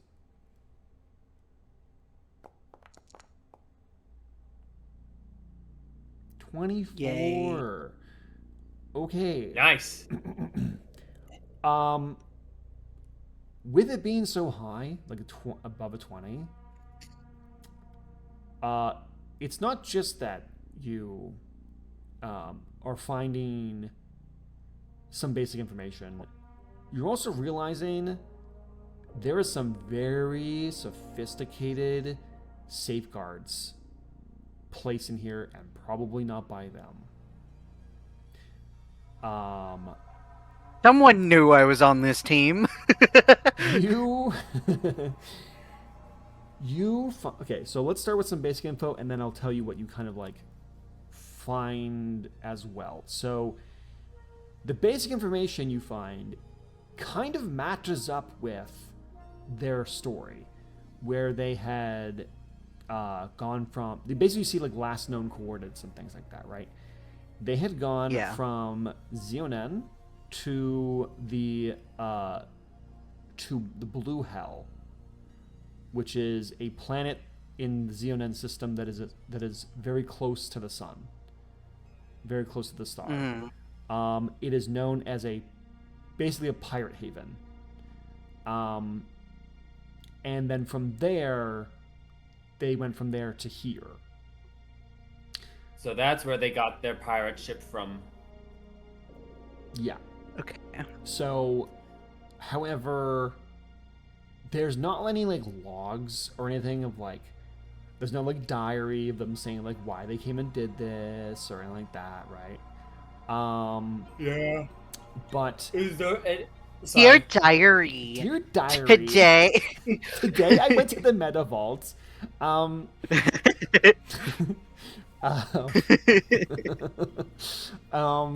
Do I need to roll and investigate to take a look in their cockpits and look around, or no? Hold on, I'm not finished. So, you do see, in, accounts tied to the, because basically you're backtracing through like their own OmniNet stuff. They had transferred a large sum of money to an encrypted account, around the time that they were at Blue Hell, so you can assume that they paid the pirates. Yep. Quite a bit of money, quite a bit.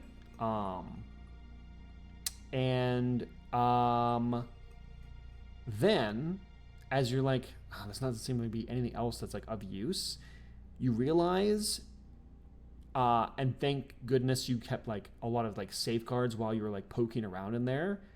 There is like essentially a program installed in each one of theirs that tries to sense for any incursions into their systems, like to get this far. And the only thing you understand about it is that it would connect, if it tripped off, it would connect to somewhere else remotely. All right. Through an Kind of- OmniNet, through an as OmniNet soon as connection, through an OmniNet connection specifically. All right. As soon as I see that, no one else touch these. You don't operate them. If we need to move them, we'll find a way to move them with mechs. Don't operate them. Don't connect your mech to its comms in any way, shape, or form. Is there a way to There's- wipe them and give them to the Garden Guard without doing that? I don't want to risk it. Fisher, you would know it is a technically possible, but it's the same as like a bomb defusal. It's like you can, if you mess up, whatever it's trying to do will trigger. Like it's intentionally like there to simply just trigger on messing with it. Fisher, do you tell us tell us the details that this can be connected to somewhere else? I didn't get that far. Tell us that. I'm working on it. Give me a minute.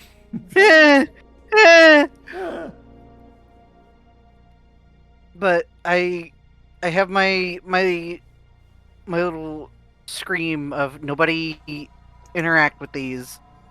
There's some sort of technical tripwire in here that's likely to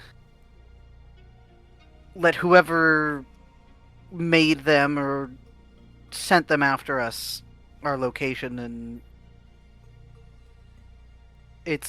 I don't think it's worth it to try and interact with this. If we were to try and fail, they'd instantly know where we are, and they'd most likely send heavy reinforcements. Well, we'll just have to leave it to the experts of the Garden Guard and warn them to be extremely careful, or to just scrap them outright. But there's nothing stopping me from investigating the physical aspect of it, right? Quatro? No, the cockpits can open. Doesn't trigger anything. So yeah, you can go and check the cockpits. I'll be doing it then. Anyone want to join me? Just don't touch anything in there that would mess with programming. when Fisher Got it. explains that this thing connects to somewhere else, we're like, do you think this is similar to what happened to the couple of Garden Guard mechs that attacked us? Fisher, because you rolled so high, I will point out, it's kind of similar, but based on the code base you're seeing, they're not like the same program or anything. They are different, probably even the different origins even, but they are kind of similar. So who knows? There might be a connection, but they don't initially seem like the same program or something. Alright, I'm relay that. Okay. Noted. So this, it definitely. Okay. I'm rolling Fisher, I'm rolling why don't we get patched up? But I'm gonna take us to see some possible medics at the Garden Guard. Yeah, they have some medics. So we can help with my arm and Fisher's gash. Well, I guess I'm investigating by my lonesome then. Fisher, you getting out to go get checked out? How far along is Niga's attempt at putting me back together? So Because we've been chilling here for a second, and we yeah. made our way it's back. no longer as well. bleeding, so but it does look kind of like it kind of looks like a angry red scar on the outside of your body. Well, if I'm not actively gonna be bleeding out, then It just hurts like I guess I'll a bitch, go. basically, is where you still have the harm, right? yeah, Yeah, but you can get it checked out just to make sure. But that's up to you. yeah. You're not bleeding. How bad Right. was the damage I took from the shooting? Did you only take like 2 damage? You took 2 damage after. Yeah. Your armor protected you from the brunt of it, right? So like, you basically have like some bruises. Is mainly what you have. Basically from the shock Some forces from the bruises. explosive rounds, but not like you don't have any bullet wounds because your armor essentially protected you from the main thing of it. Wonderful. So I don't need to get patched up at all. No, it just kind of hurts a little bit, but it's for you. It's not too bad. Yay! I'll be right as rain tomorrow. Okay. This is just like that time I got in a car crash. I got so off track. So I think somebody was looking into the cockpits, right? Yeah, I want to roll and investigate. Yeah. Go ahead and roll and investigate. Just like a normal roll. Oh, what the hell! You look over Good job. everything. Honestly, it's kind of weird. They don't actually have like many personal effects here at all. Like, sure, as royal guards, they should, they wouldn't have, like they just probably need to keep everything neat and tidy and everything like that. But you also knew these guys. Like, they should have had something in here, but they really don't have anything of note to find here. That being said, so some people are getting patched up. You're looking through everything. We will move everything forward. That's kind of all you guys gonna get from looking at everything. It seems like you guys are gonna move them physically. So some of the Guard take some of them by moving them. Some of them put one of them on the OT-12. As you begin to get out of there, technically it is still a little bit dark. As you guys have kind of waited through the night, not really. Some of the civilians sleeping, not really, and light kind of comes peeking through, barely. As you guys finally begin traveling again, and eventually, after only maybe an hour, maybe a little bit, maybe like an hour or two of travel, hard travel, only trees begin to thin out to the point where... I almost forgot. Sorry. Before we left, there was one other thing. I need to patch up my armor, and I do have a wilderness kit with hardsuit patches, so I'm just gonna fix up my armor. Okay. And I'm also gonna mount all the weapons of the Blackbirds onto the exterior of my mech. I'm also going to make sure that they're all loaded, and that it's possible to fire them, use them, Yeah. whatever. Yep. The main one that needs to be loaded really is just It's pistol, yeah. That's is the all loaded pistol. up and ready to go, and I've got all the extra clips for it or whatever. I've got that in Yes. the mech with me. okay. All right.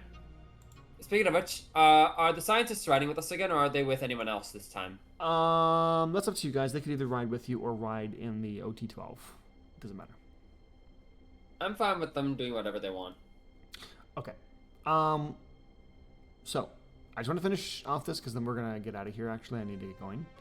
But that being said, you guys all go through the trees as begin to become thinner and thinner. Eventually, you reach the tree line, and instead of mud, you are basically getting to an area that seems more like you can see like some earth in very like seldom spots, but it's more like water. And instead of tree roots to kind of have to and that to walk on, you need to walk on what you see as these sort of massive coral-like trees. They're not nearly as big or dense as the woods, but as they're kind of there, you're able to walk on a lot more earth type material, and sometimes need to go onto some of the big coral. You've essentially entered like a kind of coral like forest area, but you can see a lot farther out. Now, as you travel a bit further, not that long really, you then see some ships starting to come out to meet you. For the sake of brevity, they basically are more transport ships to help take both the Garden Guard, the Blackbird husks, and you guys, and to lift up in the air and traverse past this this area. So, as you all are now in the transports, you head towards Osirin, past the flooded fields. And I don't know why that didn't move. That's fine. Move this. There you go. As you look in the distance, you see the word colony is technically what this is, but it does not feel that way. It looks like the building of a city, and quite an impressive one at that, because what it looks like, and at first your eyes don't really understand based on the angle, you see this massive plate that is hovering off the ground in 3 concentric rings that hold the city on top of it. There's like active construction on the outer of this ring, building outwards on the 4 cardinal directions, as you see these massive square gates at each of those, with there being walls in between them. Basically no way to get in unless you went above or into those 4 gates. But it is all hovering off the ground in this gigantic mag plate. Even on the inside, you see that there are buildings that are floating. And in the center of it all, you see this this taller building, almost pyramid shaped, where it kind of goes up to a point, and it kind of towers over everything else. As you're heading towards there, and the ships seem to detour around to the other side, so you get a good picture over over everything, the Guard captain goes, "Welcome to the colony of Osirin." And that's where we're going to end tonight's session. Yeah. Woo! Pachi, pachi, pachi, pachi, pachi, pachi. I hope you all enjoyed for our first... It was the worst time I've ever had. Dinko, you say that every time. Yeah.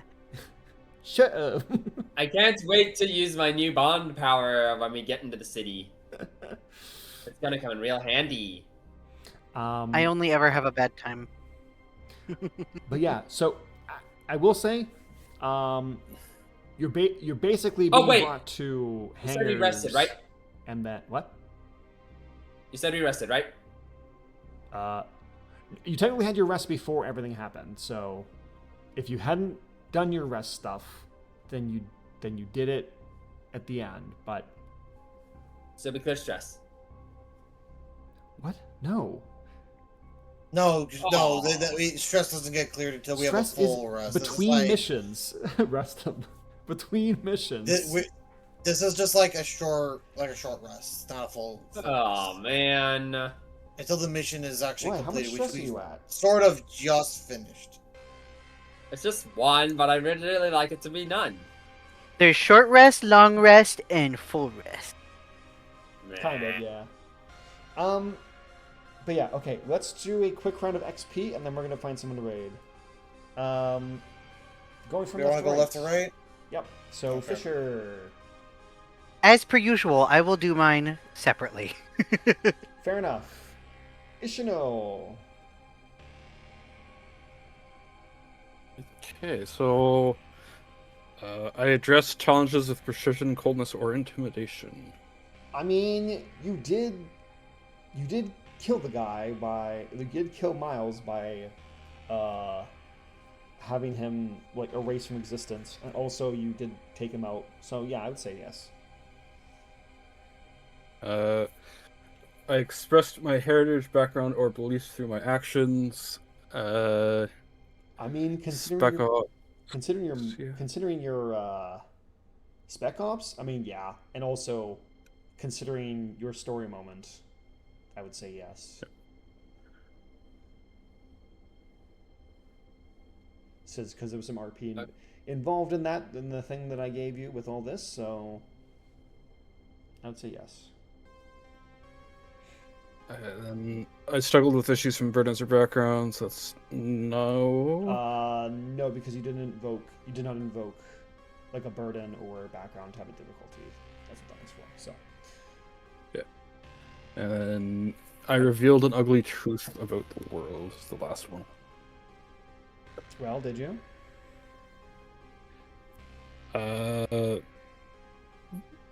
Maybe. I'm not entirely sure yet. I think you 100% did when you took your helmet off. Yeah, So yes. that kind of was like the Okay. biggest, ugliest truth this session. I'm very curious what all I you want think to say about all it's a this. so That much as a I'm, possibility, but I'm very curious what you all think about all the stuff I'm laying down for this, but all I can think is that I really want to see like an actual picture of Ishino now, like without the helmet. I mean, I kind of left some details vague just in case Ishino wants like a little bit agency on what she looks like, but regardless, that would be what Sierra looks like too, in essence. So I don't know, maybe I'll doodle it at some point, but maybe me and Crimson can work on it a little bit. That sounds cool. All right, so that's all your XP done there, Ishino. Yep. I'm Twins. still one short of getting a second pop power. Oh yeah. I'm Also, fine. that last one, you did mark that one down, right? I don't know if actually that said you can have that, right? Yep. Ugly truth. Okay, cool. Gwenzo. Okay, honor, loyalty, or integrity. I don't know about that. I don't know about that this Sure. one. This time, I don't know about that Yeah, I one. know. Heritage, background, or beliefs. Hmm. I would mean, say I you could say you showed your anger from being betrayed. Yeah. That kind of grow up. So you could say that, like, you definitely expressed your. Yeah, I would say that came to the Absolutely. forefront. Yeah, I would say yeah. It came to the forefront, and that's kind of really You don't even know the half of it. After I was planning on what I intended to do with Miles was, if he said that he had acted honorably, I was going to just slit his throat with his own sword. But if he said that he hadn't, since he's like based on Ronin, I was gonna give him the option to commit seppuku. Since he would have at least acknowledged that he had acted dishonorably. If he admitted the truth, then I would have at least let him die with some honor. But if he wasn't gonna do that, I was gonna just kill him slowly. As for Andrix, well, same deal as I did with Brielle, you know? Well, I mean, with Kasana. Interrogate, and then, depending on whether or not they cooperated, give them a slow or quick death. Okay, so next XP. Is that to get going? Yeah, so struggled with issues from burdens or background. Burdens or background? No, because you didn't invoke difficulty on anything. Yeah, not really, no. Anyways, powers. Ironclad personal code of honor. I feel like all things considered, I kept to it. Because I eliminated them specifically because I felt that they had forsaken their honor. Yeah. Yep, I would give... Yeah, you can have that one, too. Alright, minor ideal. Spared or extended grace to a defeated opponent. I did go out of my way to make sure that Andrix surrendered, rather than simply kill him or attempt to kill him. Sorry, but considering that I planned... What it is again? Say what it is again for the XP? I did get Andrix to surrender. No, you ideal? But given that minor ideal. Spared or extended grace to a defeated opponent. Yeah, you extended... You allowed him to... You try... Like, you gave him the option to, and he did surrender, right? Yeah, you can have that. Yeah. But ultimately, actually, I don't feel like I'm too sure that I should take it, given that I intended from the start to eventually kill him. It was just a question of when and how I would. Then I would say no, then, because you kind of did it as sort of a trick. It wasn't a trick. It wasn't a just trick, but I don't know how to say it. But yeah. Like, it wasn't your intention was to kill him even though he surrendered, which may go against that a little bit. So I'm going to say no for that one. Yeah. Anyways, preserve the traditions that uphold the values of your culture? Nope. Wait. How many ideals do you have? You only have one. You only have one minor ideal. At the start of the session. Oh, that's not a minor ideal. That's the vow I've sworn. The vow he's sworn. Okay. Yeah. There's powers, minor ideal, and what vow have you sworn, right? Are you looking at the questions? You can ignore the questions. They don't apply to the XP game. It's just the major ideals and the minor ideals. So I think we've already gone through. Oh, those are the ones. So vow doesn't matter at all? No. I got it. So the vow doesn't matter at all? And the vow matters for how, from the other ones, if you'll get XP or not. Because if it matters, right? But no, the actual vow itself, you don't get like extra XP or anything for that. Noted. All right. Okay. Micah. So I address challenges with precision, coldness, and intimidation. There was multiple instances, but I think that's accurate. Yeah. Mostly, like I eliminated someone as soon as I viewed them as a threat. I'm like, nope, you're dead. No hesitation. Yeah, not even an inkling. Yeah. I express my heritage, background, or beliefs through my actions. The closest I can think of is the fact that I did challenge Ishino when I realized that they shared a face with someone else, because I need to understand if they were an ally or not. And I view my... I mean, maybe... I don't know. What is this ideal for? What is the ideal, sorry? I express my heritage, background, or beliefs through my actions. I mean, I talked about a little bit like how I did mention to people like I was from Union, they got moved here, something is going on, there's multiple factions, that could be me. I would say yes. About that. That could be, I would say yes, because basically you needed her to prove like that she could do that. Even you said like, oh, it's more based on like trust, because basically you're thinking of like for the team and how the team will function. Yeah. You need to know what the hell's going on. So I would say yes. That kind of relates to like how you originally kind of were. So yeah. Yeah. I did struggle with issues with Burns back because I did invoke it. Yes, you do get that one. Yeah, because you did invoke it. Yeah. I revealed an ugly truth about the world. Both Trying have to the think ugly if truth. I think. Yeah, we both have the ugly truth, but I For don't know if I did yeah, that too. I I'm think trying to think. a lot of I'm other trying to think people of it. revealed some stuff. So I think for you specifically, I don't think you did. The Unless you closest I think can think of is that I told people that there probably is multiple factions, and maybe what we were actually, when I told the group why I think we were brought here was to act as guard dogs. That's the only thing I can think of. Sure, but I wouldn't say Okay. that's revealing the truth because you don't know you don't know that yet, right? Yeah, You don't, so I'll you're kind of I'll speculating. hold off on that. Yeah. Speculating wouldn't be the same as like revealing that as a truth. You know what I mean? If you had like proof of that, then yeah. Okay. And then, so I'm gonna tally that up. All right. I think that is it then. I need to start getting going. So let me find someone to raid. But I hope everyone had fun today. And this was definitely Never. a different. Yeah, nice. This was definitely a I different. got to punch experience. Hendrix in the face at long last. I've been waiting for that for so long. I figured there'd be some conflicted emotions here. I mean, I figured that like Quattro just hates us. I figured that like, if Coinzel gets betrayed another time, if these guys, he gave these guys a second chance to be better, to do better than their counterparts would have, to like, be different people. He was hoping that's what he was hoping they would do. If only But we could have talked instead to they Hendrix chose- more. Oh well. It was all about One his last feelings. Quattro. apparently. I mean, Andrex knew what I was all about, and he still assumed that I would go after his lady, Yeah, I which I wonder guess why. I probably would have if she wasn't involved. He And knew. apparently she was. He knew that no matter what, you were gonna continue going along this path, and he didn't know if you would like what you would find at the end. So he couldn't. I guess he just couldn't wasn't going to trust take that. any chances. He didn't want to take any chances. Nope. If he was already And dying that, at the anyway. end, is what it all comes down to, isn't it? Trust. Andrex never trusted me as a teammate, or an ally, Maybe. or a friend, or anything. Maybe. I did. I trusted all of them. They never gave it back. That's not very honorable. possible. Yeah. And so, I gave them only what they gave me. Cruelty. I'm not seeing any particular standouts for who I might want to raid. Does anyone have any suggestions? Well, let Mona...